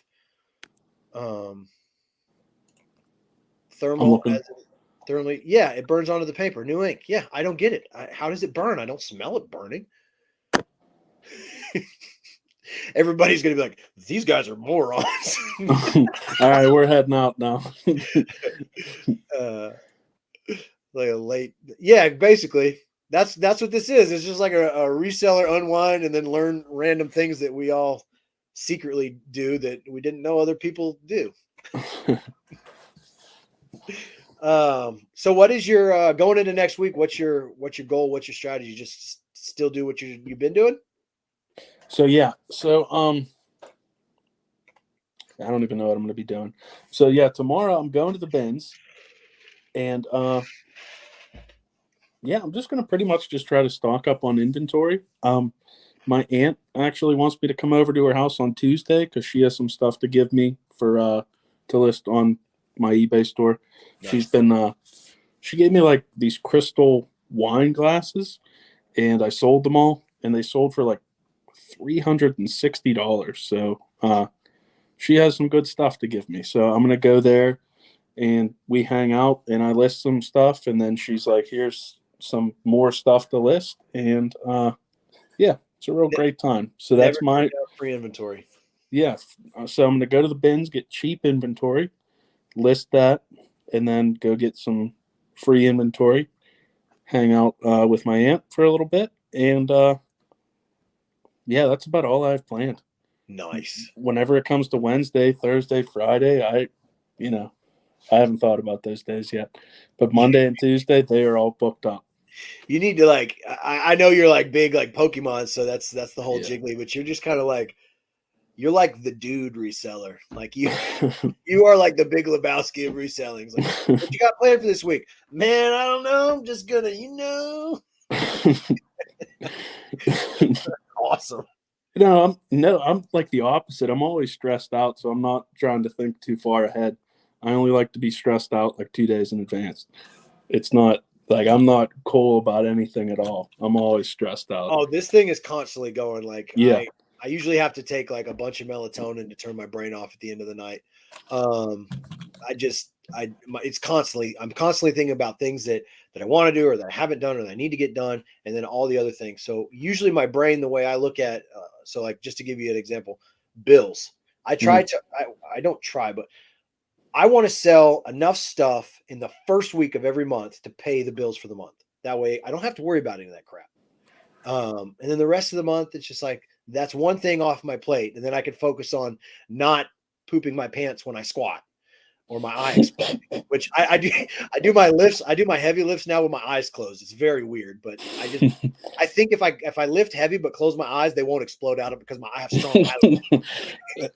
No, they'll still explode out. They'll just be stopped or slowed down a little bit. I get windshield wipers on my glasses. But yeah, so I know how my brain works. I know that I'm like hyper stressed about stupid stuff. So I try to figure out a way to eliminate it early. So like, hey, bills for the end of the month. Let's get it done by the first week in sales. Cool. Ashley had a question when I saw Stacy remind me in the chat. When do you decide that the death pile needs to become a donate pile? For us, after 90 days, we run everything on eBay after 90 days, 30% off sale. And then if it doesn't sell by 120 days, it's either Facebook Marketplace, yard sale, or out. I don't have time for it. I guess what she's referring to like stuff that hasn't been listed though, right? That a death pile. Yeah, true. So we don't really do those, dude. Like I don't keep one. I kind of just source for the week. I mean, we source a month I always do the camera the opposite. So we source a month in advance. So everything on these shelves is ready to go. But if you're strict about your sourcing, like sell-through rate higher than 60% or $15 maximum profit, then you're not really going to build a death pile. It's more of a money pile at that point. So we have a money pile because we know these shoes will sell. And then again, some of our older inventory, if it hasn't moved, then we just do markdowns. We start running promotions. They just offered, there's a new feature where you can send repeat customers a private coupon on eBay. So we're going to start trying that. I think Eric did it like 30% off to his former purchasers, and he got Yeah. like sales off of that, like repeat customers. At the end of the day, that's what you want in any business, is repeat customers. I said that on when I was talking on Instagram Live with Renzi now. I said I try to look at, even though it's a horrible analogy, it's just real world. I try to look at everything kind of like a drug dealer. A drug dealer doesn't want a million customers. Yeah, new customers. Same 50 people constantly buying from them. Because the more people that you have, the more chances of somebody snitching, which in our world is more returns. So I want my loyal base of repeat customers. So that's what I try for. Yeah. Let me see. Thermal. Yeah, we already went there. Stoner conversation. Next, Crystal explained Jimi Hendrix songs. I can't explain them, but I am fascinated by the fact that this man played a right-handed guitar upside down, left-handed, and he didn't change the strings. So what would be the top string is now the bottom string. He played it backwards and upside down. So to do that while on acid, mushrooms, psychotics, psychedelics and all that stuff, like, he was so far on the spectrum that he had to have something, like extreme, like idiot savant autism or something to be able to do that. It just, those are the things that I think about how in the hell did he play left-handed and upside down on mushrooms? I can't even play right side regular strings on water.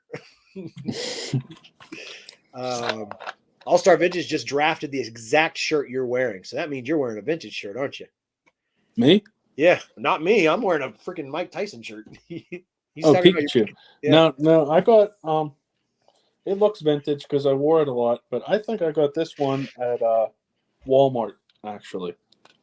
Yeah, they started throwing out that's funny. That's where this Tyson one came from. They started putting out some shirts at Walmart. I'm like, okay, I see what you're doing. I'm gonna buy this for $7.50. I'm gonna tell people I had it for 20 years. Yeah, I mean, yeah, they put out high quality shirts. They have, well, I think this one has a hole in the armpit. Yeah, I ripped my armpits real quick too. But no, it's like, yeah, like $7 for a shirt. They have big sizes. They have a lot of like nice options, and they have a lot of like dark colors.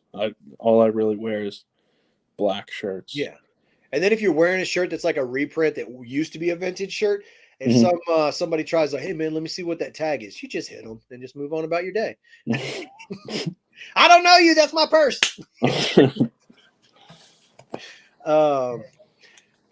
So she was saying that she bought a lot of unmanifested mystery boxes, so that's why she has the death pile. So yeah, I mean, honestly, if it's not going to fit into your profit margin that you've assigned for yourself, then you just move on. You just take it as a loss and just donate it or move on.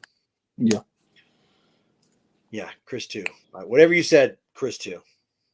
I'm assuming it was something about black shirts because I have probably 300. I have 23.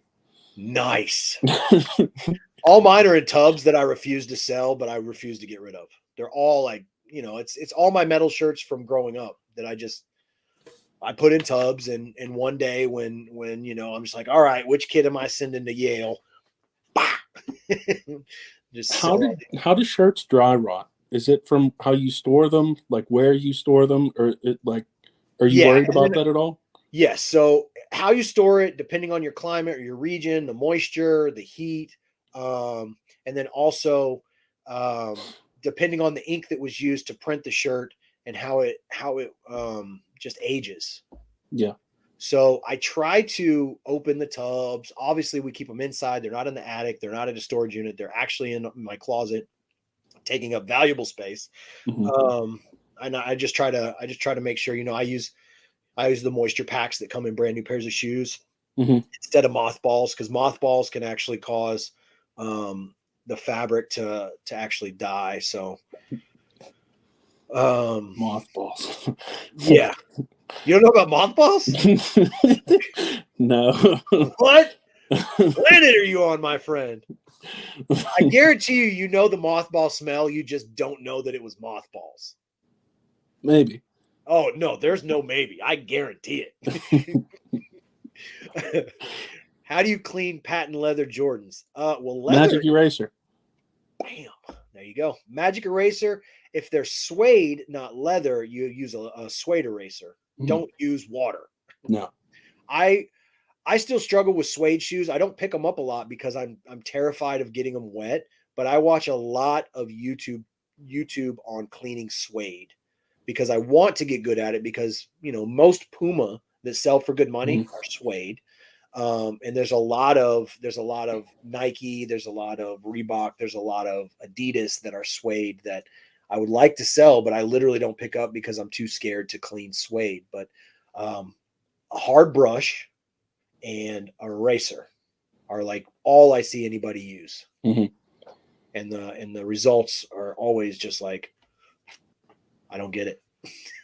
What I do with suede, I just get like a somewhat hard bristle, like a medium bristle toothbrush, and just go real fast and try to like brush any dust off and just kind of sell as is.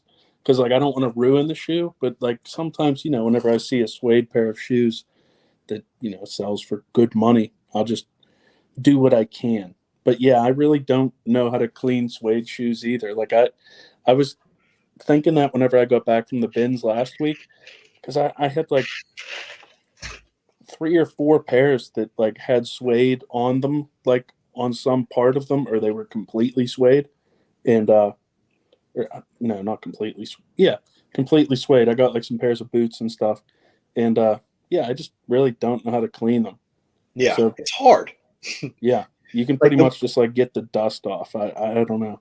The more I watch videos on people cleaning suede, the more I just think, why the hell are people making shoes out of suede if it's so hard? It can't get wet. So, hey, I'm going to wear these shoes. Oh, crap, it's raining. I guess I'm going to walk barefoot to my car. Yeah. It's like a horrible material to make shoes out of. So why, whoever created that, I'm not a fan of yours. Whoever invented suede on shoes, or I guess jackets, I guess it would be the same thing. If you're wearing a suede jacket and it starts raining, I think there's a Seinfeld episode about that. He ruins his jacket because it starts raining. He has to turn it inside out. And it's like pink stripes. Yeah, suede's horrible. I don't understand. There's Allbirds. That's another thing. It's not suede, but I love selling them, but I don't understand the concept of wearing wool on your feet. My feet already sweat nonstop. So then you're putting wool on it? Why? I don't get it. I don't know. You're like, I don't know. I wear Crocs. I have no idea. Yeah, I wear Crocs. I just wear nothing but rubber on my feet. You just wear foot condoms constantly. Just easy to clean. Move on. What if you're in a situation where you have to run? Are you just kicking the Crocs off and barefooting it? I haven't ran since high school in 2012. That was the last time I ran. So I appreciate that response. The Crocs have been fine for the past like 10 years. When I was in school and had to run, in high school, I would just take the F. Yeah.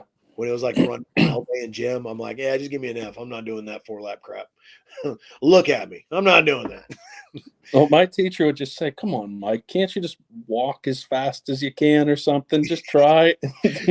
What you do is you start off jogging, and then when you get on the other side of the track where you're like really far away and the coach can't see you, you just move your arms real fast, but you're just walking. No, I would literally just take the F. Like Stacy loves to run, and I'm just like, nah, I'm good. I'll just die fat and not run. But in school, in elementary and middle school, because I played football right up until freshman year when we moved here, and then I saw how gigantic high school boys were, and I was like, I'm not playing football. These are grown men.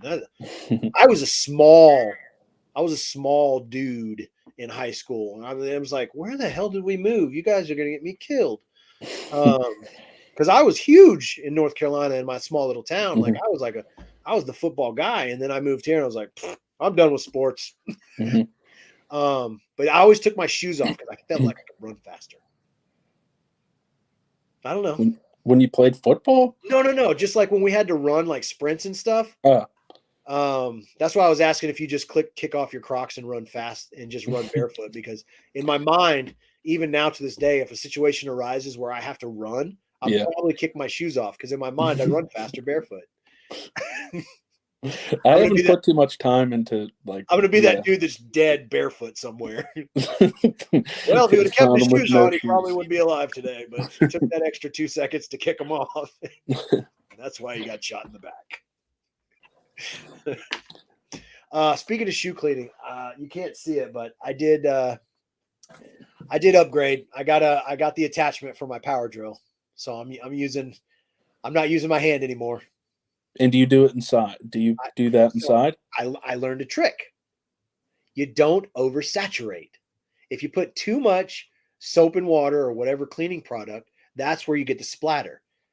You're not trying to use a lot of soap. You're trying to use a lot of bristle momentum. Oh, so you're pretty much just using the brush then. Very good. And so I just use the brush with a little bit, like literally, like because I use a bowl. I used to use a sprayer that I'd do a premix in, but now I just have a big bowl and I just dip it. And then I just spin it a little bit, kind of like if you're like whipping something, then you tap it before you put it in the sink. So I just dip it and then I spin it slowly and get all the excess off. And then what I do is I hold the drill and I move the shoe instead of holding the shoe and then doing the drill. So far I've had no splatter all over the house and it's working really well. I seem to be cleaning the bottoms of shoes way faster. I still use a hand one for like the fabric and then a magic eraser, but the bottoms, super fast. And you just use like dish soap to clean your shoes, right? Dawn and water. That's what I use too. So I always tell people it cleans oil off of birds. Yeah. I mean, it can't clean. Like I heard Stacy say this today. It can't clean, or it cleans oil off of birds, but it can't get spaghetti stains off my bowl. And I don't understand why it can't get spaghetti off. But Dawn and water. I used to do videos where I would like, hey, pink miracle solution for sneakers. Let's test it against Dawn. It sucks. Oh, rejuvenate. Let's test it against Dawn. Oh, it sucks. And then I was like, man, I'm not going to get any freaking sponsors if I keep just trashing this stuff. Because Dawn's not going to give some loser like me money to do YouTube videos trashing shoe cleaners. They want to give like celebrities that are out there cleaning ducks with Dawn the advertising money. But yeah, Dawn works great. And then if I have a hard stained shoe, I soak them in Oxy. Yep. That's it. That's all I use. Haven't walked barefoot. I grew up barefoot. I can walk on rocks still barefoot. I have caveman feet. Man, I grew up in the Mills River, North Carolina. The population's was 2,900 when I was there. I think it's like 7,000 now, and that's been like 27 years. And it's only gone to 7,000. So there's a lot of like incest going on.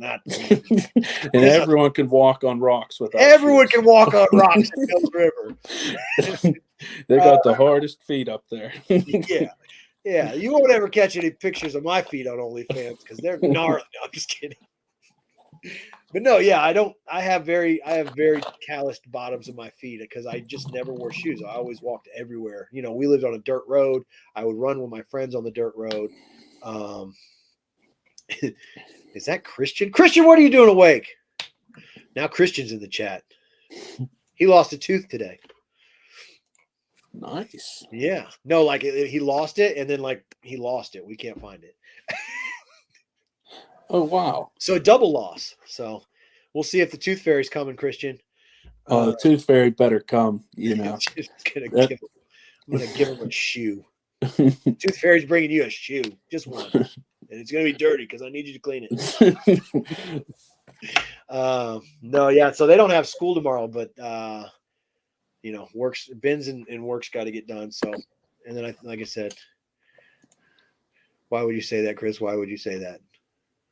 Man, I didn't even know you knew how to type. You're blowing my mind right now, Christian. Oh, there you go. Stacy still gave him money. Oh no, the tooth fairy gives him money. Why would you give him money, Stacy? How dare you? Do we still have anybody here? Or are we just talking to people in my house and you? Just kidding. I don't know. I was just looking through the chat right now. I think we're caught up. Yeah, all caught up from what I see. I've been to be action ready. I bend to be action ready. I hate sandals on or barefoot. I hate people that wear socks with sandals. I don't know if that's I don't know how many people we're going to lose now, how many followers I'm going to lose, but I never understood that. Like even with like slides? Slides I'll accept, but like you see somebody rocking like some Birkenstocks and they got on like socks, it's just like I don't get it. Like just wear shoes. Yeah. But then also I used to have this thing where I would take like zoomed in photos of people's messed up feet wearing like flip-flops and sandals, and I would post them and just be like, why? Like, if you have nasty feet, don't show the world. Like, I'm not trying to throw up in line at the Exxon. Like, I don't even want this stuff anymore. I just saw your feet. I'm leaving. But again, I'm not a foot person, which is crazy. I sell shoes. I just love this time together. Like all the stuff you tell me, like I used to take pictures of people's ugly feet and post them. Like when? Yeah.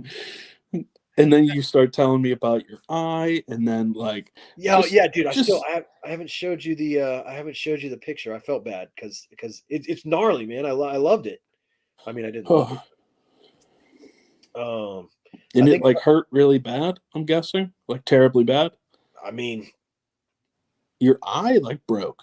Yeah, like I mean, so the 3 surgeries sucked. Like literally, what they did the first surgery was they drained all the fluid out of my eye, and then they injected a gas bubble to hold the retina in place. Because the retina, again, pretend my hand is my retina. My retina did this. So what they did, and then there's all the fluid in your eyeball, which is like the jelly that allows you to see because it reflects when the light comes in. I'm not smart. I learned all this by going to 3 surgeries. So what they did was they drained all the fluid, and then they took a little tool and flopped that bad boy up like that. Mm-hmm. And then that same tool is hollow. So they injected a gas bubble, and that gas bubble held it in place. Mm-hmm. And then until it healed. And then once it healed, the gas bubble just dissipates.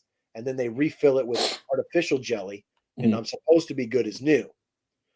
So while that gas bubble's in, you can't fly, you can't do any kind of moment, and you have to look down. So for like 9 days, I couldn't look up. So I'm laying, I have to sleep on my stomach, which I can't do. I have to do everything like this. So no driving, no anything. It sucked. Yeah. And then I go back for the follow-up, and they're just like, oh, well, it tore again. I'm like, what does that mean?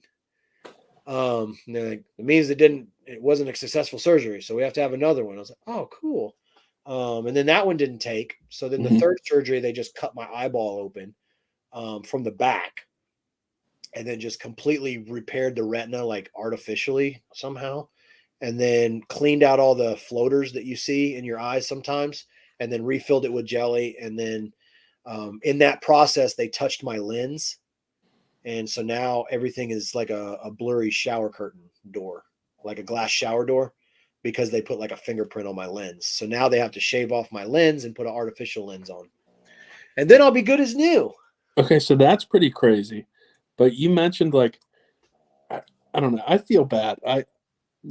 This is like the reseller unwind, and I'm about to ask you to go into more detail about floaters in your eye. What are you talking about? Like the things you see like every once in a while? It's like a little. So those are called floaters. But what I was seeing was like what looked like 1/2-inch black worms.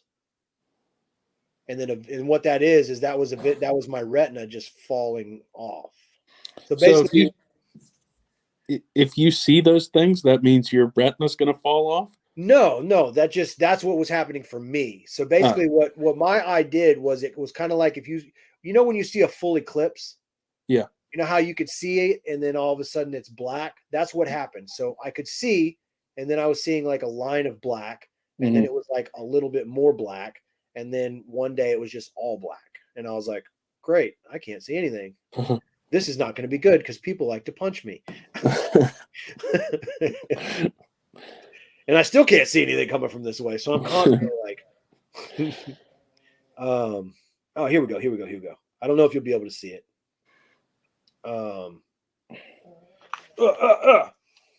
So this is my eyeball, and you see what looks like a contact? Yeah. That's my retina folded over like a taco. Oh, wow. Yeah. That's not as disgusting as I thought. Like I No, thought. because it's inside. It's not outside. So this is happening inside my eyeball. And then this is what it looked like on the outside.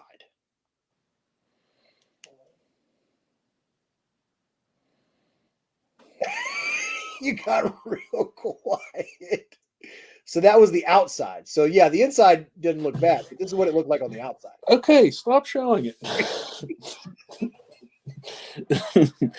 Wow. This is what it looked like after the surgery, the first surgery. Okay, that looks like manageable.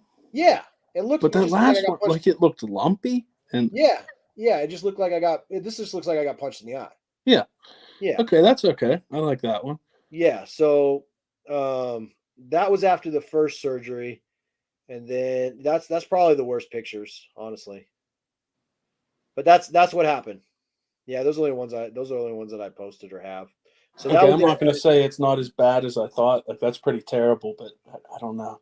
I don't know what I was expecting. This is the one I like to show people. Yeah, that was great. It just makes me like think that it's going to happen to me. You know? No. I mean, it might. You know, you don't wear glasses though. No. Yeah, so everyone in my family wears glasses. My parents, my dad just had the same surgery I had last week or 2 weeks ago. Wow. He gets injections in his eyes regularly. So like partially hereditary, but also a lot of micro tears from lifting and just getting punched in the face a lot when I was younger.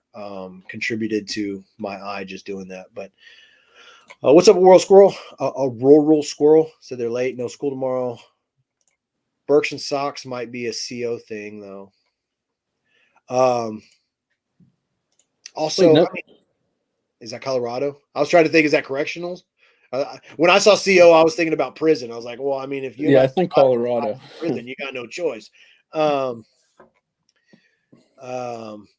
crazy school for President's Day. Yeah. No school, no, and that's why banks are closed and the post office closed. Yeah, because it's a federal holiday. So right now I have. Like I said, I could see up to 6 feet in front of me. After 6 feet, it gets really blurry, but I got a good eye. So I honestly, I don't notice a difference unless something's coming at me from this direction or driving at night. I just like, when you look at a light and you'll see like the bursts, the starburst lines,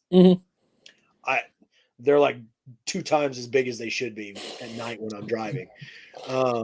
And then, so apparently after this lens replacement, my eye should be back 100%. But as a non-insured American, I've paid for all of these surgeries out of pocket. So not cheap. And that's more of my choice. I just think I'd rather have money, and when something happens, I just pay for it than pay monthly and never use it. Because other than my eye, I've not really had any issues where I had to go to the hospital. Now, obviously, Stacy kids, they're good, but for me, it's just like, I don't hurt myself enough to justify all the spending. If I would have had insurance, it would have actually cost me $3,000 more than what I paid cash for the surgery, because I would have had to have met a deductible. Yeah, that's what I think. My surgery, like I have like $1,000 deductible with my insurance, but like if I get like a major surgery that costs like $20,000-$30,000, I have to pay like $7,000 out of pocket for that. Yeah. Like they'll only pay a certain amount. So yeah, I mean, if you really think about it, like I wouldn't want to be paying for like a $50,000 surgery. Like whenever I got mine. Yeah, but that's when you're just like, hey guys, I need surgery. It's gonna be about 50 grand. So instead of that, I'm just gonna have my friend come over and shoot me in the face. It's gonna cost me 1 bullet. Or we could set up a Whatnot, and you guys can buy all my stuff so I can live. The choice is yours, Whatnot. It's a bullet, or you buy my shit. Have you ever seen the movie Hot Rod? No. No? No. Hot Rod. Hot Rod. I'll Google it tonight. What do you know if it's on any platforms? I don't know. All right, it's just like they pretty much they raised like $50,000 for a surgery. That's what made me think about it. And it's nice. It's probably my favorite movie of all time. Oh, now I have to watch it. Now you said something like that. But I mean, Napoleon Dynamite's another one of my favorites. So if that like, Stacy's seen that movie a million times. Yeah, I love Napoleon Dynamite. Like, so I mean, that's kind of like what kind of movie Hot Rod is, I guess. Kind of stupid, funny. Hey, I love stupid funny. I am stupid funny. I love stupid funny as well. Rural Squirrel said Colorado. Everybody here wears Birks and socks. That's probably because everybody in Colorado is high as shit, and so they don't realize that they look tacky and undressed professionally. No offense to anybody in Colorado. I hope you guys are making millions of dollars with your marijuana, and I can't wait until it's legalized here in Texas because I would love to own a dispensary. What's up, Texas Bandit? Yeah, you made it, man. We probably got about 10 minutes left. I can already hear the rumblings in the house because we got to keep them quiet. So it's on Prime for rent only. Well, I guess I'm gonna have to rent it. No, I wouldn't rent it. I'll send you the DVD before I let you rent it. Oh, it's got Andy Samberg in it. I'm gonna rent it, man. I got Prime. Maybe I'll rent it. It's okay. Okay, as long as you're sure. Yeah, if it's I don't know how much I'll it is to rent a movie. If I don't like it, I'll just send you the rental bill. It's cheaper than you mailing me one. Flat rate shipping or media shipping is still going to be like $4. Yeah, media mail shipping from Pittsburgh all the way down to you should only take about 9 to 13 days. Yeah,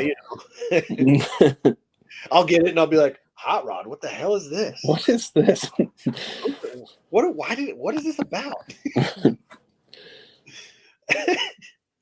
Dude, I did not know that. I guess I did know because you were on it one week while you should have been on with me. The Nashville Flippers do a show on Sunday nights. Mm-hmm. So like that's our competition, which kind of sucks. It's just like Philly Flipper goes live on Monday nights, and his competition is Drew and Joey. But everyone has, everyone does their different things, and then what's great is like it's all recorded. Like I being live in the chat is one thing, but I like just driving and listening to a podcast sometimes. And again, they're the ones that are going to help me figure out how to put the audio from our show onto Spotify and stuff like that. Because again, if I don't understand how a thermal printer works, I sure as hell don't know how to take the audio off of a YouTube video and put it on Spotify. Yeah. I'm in a band and I have like 7 albums on Spotify and I have no idea how they got there. I also see no money from any of those. So I don't know what the hell's going on. Yeah, but you probably had a lot of fun making them, so that's all that matters. That's all. For sure. We just our singer goes Wednesday to start the vocals. All the music's done for the next record. He's just going to start putting the vocals down, and then we'll have a new record coming out before the end of the year. And what do you do? I play guitar. Really? And backup scream, yeah. Oh man, that'd be amazing. Yeah, I'm so jealous of people that can play guitar and the drums and stuff. Like I don't know. I'd love to learn it, but I have no interest in spending that much time. Like my younger brother, he plays the guitar and stuff, and just the amount of time and just you'll sit there and talk to him, and he'll just play the same thing over. And it's been a while since I've watched him, but I remember in the beginning he would just play the same thing over and over again for like 4 hours and never get bored. He'd be like, "Did you hear that? I'm getting better. I'm getting better already." It's muscle. It's all muscle memory and building up your calluses. It's like if I'm assuming based off of our last 2-minute conversation, you were never in band in school. No. Okay. So I played trombone in middle school, and I actually traded my trombone in at a guitar or at a music shop for my first guitar. I would get my trombone and we had like a show coming up or whatever. And I would go home and I would play the same song over and over all week to where my parents were like, "Hey, we're not coming to the recital." No, I'm just kidding. I know what you're gonna play, and it doesn't sound good. No, I'm just kidding. The last song I played was "Lean on Me." Second chair. I got second chair. I lost first chair that week because I don't know. First chair was better. I got second chair, so I played. I didn't have the big part, and that was it. But trombone was fun, man. Other than the spit valve, that always grossed me out. Because you can start hearing it get a little muddy, and you got to drain the spit out. And I'm like, oh, that's my spit on the ground. And then like, oh, everybody's doing that. The floor is disgusting. I played the recorder. I was okay at that. I think I still remember every single song. Nice. That's yeah, all. I don't have any of the muscle memory anymore for that. But yeah, guitar. I mean, I know we're the best, Stacy, but we can't say that. Yeah, we need y'all to say that. it's then nice. Then we come off arrogant, you know. Yeah, I don't. Which we are far from. Yeah, for sure. Very far. Very far. Type of music. So I always just tell people heavy metal because when I tell people hardcore, they're like, I have no idea what that is. But technically it's hardcore, but metal is what I tell everybody. Punk hardcore, but more on the metal hardcore side. Can you do a scream? No. You don't have no. It's 9:55. Are you crazy? It's 10:55 here. Well, let me hear your scream. I don't know how. No, dude. Honestly, it's just like so for our style of music, it's not any like guttural like death metal, like any of that stuff. Or like the high pitched stuff. It's literally just my voice loud. Oh, really? Angry. Yeah. So you can understand the words. I know a lot of people are like, oh, I don't listen to that because I can't understand what they're saying. And I'm like, that's death metal or black metal. That's not hardcore. So, no, more like, more like Metallica hardcore. So I would say the closest big band that I could tell people that we sound like, is going to be Hatebreed. If you know that band, that's the band that, the singer Jamie, he used to wear our shirt on MTV2 Headbangers Ball. He wore it in 2 music videos. Like that's the style of music that we play. We just never took it to the level because singer went to college. I had 100 kids and we all just kind of enjoyed our lives and other aspects, but we still play, we still write music because we just enjoy it. And then again, much like why I do YouTube, when this vessel is gone, my music is forever until the world dies.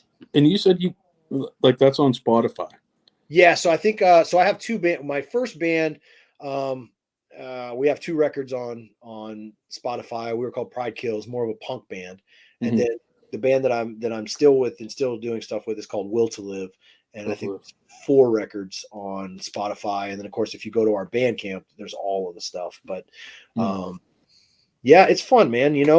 We just write music and have a good time and occasionally play shows and sell merch. And we bring bands from other towns when they come through on tour and we put up shows and, it's kind of like the reseller community, but for music. Like I know any state I go to, I know there's someone there that, that I know. So I can go anywhere.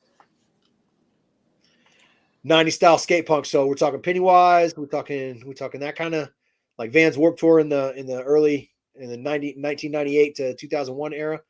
Cause those were the good days. Or you're talking about like AFI back when they were a punk band. That's some good stuff right there. I'm gonna have to listen to your band though. Like I had no clue you guys were on Spotify. Yeah, well, I'm always looking for new stuff to listen to. I'll send you the link. Yeah. Yes, Tested and True is one of the albums. That's probably our most popular record. That's the one that got us like that got the band like national recognition and overseas and stuff like that. Oh wow. But that life, man, is pretty rough. Like living in a van, and people think like, oh, you're a musician, you're getting hotels, and it's like, no, we are not Motley Crue. We are sleeping in the van or on the show promoter's floor, and getting $6 a day for food. So, we got 1 minute left. Your camera started going real pixelated, but now you're back good. Yeah, I keep going to the chat because like I don't know why it keeps. I clicked on the chat once, and now every time someone, because I'm not on the computer, every time someone writes a comment, it will pop up, and then I have to close it down. So before the end of this year, either through sure determination or I'm going to find one of the bins, we are going to get you a computer so you can see the chat and the camera at the same time, my friend. I should just buy one. I'm just, I'm afraid to try anything new. Like, I don't want to get a computer and then like the camera's terrible or I have to like buy a camera for it. So I'm like, just every week rolls around and I just put my phone on the little stand thing and make the best. I love new things except for one category of my life, and that is food. I'll go to the same restaurant and order the same thing every time, without trying something new, even if they have options that I want or the other options that I can eat. I don't care. I like this. I'm going to eat this. It's just anything else. I'm cool with trying something new except for food. Like, I don't know. I go to the same restaurants. I eat the same thing every time and I'm cool with it. See, I'm kind of the opposite. You like to try new things food wise, but you don't want to try anything new. And yeah, because you can go to a familiar restaurant and try a new food. That's why we're the best, because we're just complement each other. Yeah. All right, see, I'm mustard and you're ketchup, and when you got hot sauce, you just Dumb and Dumber it. All right, I think I finally. It's at 2 hours, but I think I finally got rid of the chat thing, like once and for all. I fixed it. Now the chat just pops up. Like, look at you! You fixed it. No, wait. The show's done and you fixed it. No, it popped up again. What? Oh, okay. I didn't fix it. Early mix of 90s pop, skate pop, Screechy Wheels of Queers, early blink. Awesome. I don't know if you guys saw, they just, and it could just be like clickbait, but I saw that Blink 182 offered Tom DeLonge a large amount of money to come back. Which, okay. Is it like a Pantera Soulfly type? Minus a Soulfly, and definitely not as good a guitar player as Dime was. I do have my R.I.P. Dime tattoo right there. That was one of my guitar heroes. Yeah, I'm gonna be listening to your music like, oh hey Drew. Drew played it on one of his lives once. He listens to hardcore and metal stuff. So what's up, man? You showed up right when we're wrapping up, because I gotta unleash the children so they can play and be loud. But man, I really think we're gonna have to convince. Well, I don't really need to convince you. I have to convince her that this has become a weekly thing on Sundays. Yeah. Yeah. I'm not. I told you I'm not opposed to it. You're like, I ain't doing nothing. No, I'm just kidding. Yeah, I'm not. Like, I swear I'll devote the whole day to, not like we're preparing or anything, but, I'll just make sure I'm mentally ready to be here. I got a shower beforehand. I was just, was really looking forward to this. Drew, we need to get you to a show, man. You can either travel to Texas and I'll take you to one, but I'll see what's going on in Florida in your area. I'll hit up some people and get you to a show so we can let you. Maybe you'll wear your GoPro. I want some mosh camera action. I always think of that too. Like when we go to play shows, I'm like, man, I should take my GoPro and like set it up on my amp and like add random clips of our shows into the videos. But then like a fight will break out or something, and I'm just like, nah, I don't want people to see any of this. It's a weird culture if you don't know about like the hardcore punk music scene. When you see it, you're just like, this looks so dumb. And you said you're about to be 40 and you're still doing this? What is wrong with you? But there's nothing else like it. I love it. I think I've only been to rap concerts in my life. Like, that's it. I love rap music. Yeah. I guess I say I love 90s and 2000s. And some new artists. Like I said, Snoop buying Death Row was like a huge thing. And then he dropped the new record back on Death Row. And that freaking record is awesome. I've listened to it front to back probably like 10 times since the Super Bowl when it dropped. But I am terrified to go to a rap concert. I've been to like 2. I don't know why. I'm just like, man. Why? I don't know. I feel like I'm going to get my ass beat. Again, before I started growing my hair out, I'm just like a bald-headed, heavily tattooed, bearded white dude. Like, I just look like we got a narc over here. Like, I swear I'm not a cop. I don't even care what I look like. I'll go to a concert in Crocs. I'm just there for the music. Why is everybody hitting me? I really like this song. This one's my favorite. Yeah, Houston rap's crazy, man. But I love so much different random things of music. So I listen to old country. I don't listen to polka. Sorry, guys, if I lose fans over that, but I just can't get it. Just that and Tejano music. It sounds the same to every song. I mean, you can say that about metal, but every song. And you got one guy with a washboard. I'm just like, okay, I'm done with this. But Freddie Fender, I love me some Freddie Fender. That's about as Tex-Mex as I get from Tejano music.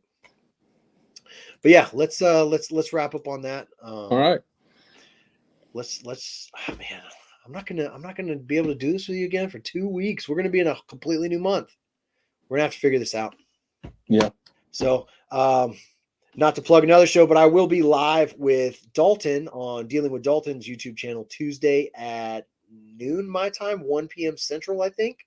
So if anybody wants to check that out, I don't think it's going to be as fun as this. No, I'm just kidding. I love doing live shows, man. So we're going to be doing that. And then other than that, just listing tomorrow, we're going to go do a reseller box, and hopefully by Wednesday we'll drop that video and it'll sell. Yeah. And yes, down is awesome. Anything that Phil does usually as well, unless he's drunk and saying something stupid. My buddy plays guitar in his current band, Phil Insomno and the Illegals. He's the guitar player. Metal Mike. And then our drummer just now became the full-time drummer for Spear to Drift. If you don't know them, they're like a big stoner type metal band. So he's doing big things too. So that's it. Thanks for tuning in, everybody that's still here. I appreciate you. As always, if you're watching this on the replay, hit the thumbs up. Yes. And, man, I'm glad to see you again. I know it's been a month. Yeah. Hopefully you can keep touching base on Instagram and let the world see you, man, because a lot of people like what you do. And so when you go a month, like they'll message me like, hey, man, have you heard from Mike? Is he okay? And then I'm just like, man, did anybody do that when I was gone? No, I'm just kidding. But yeah, man, a lot of people did. We and especially me enjoy your reels and stuff. So make sure you at least pop in. Yeah, I have a ton recorded, so I'm just gonna keep posting them throughout the week. I guess that's the only good thing about taking a month off. I was still somewhat active on TikTok, so I have a lot to post. So nice. I am back with this show. I am back. He's back. Sweet, man. Well, have a good week. Have a good week to everyone else, and thanks for unwinding with us. We will see you on the next one. Bye.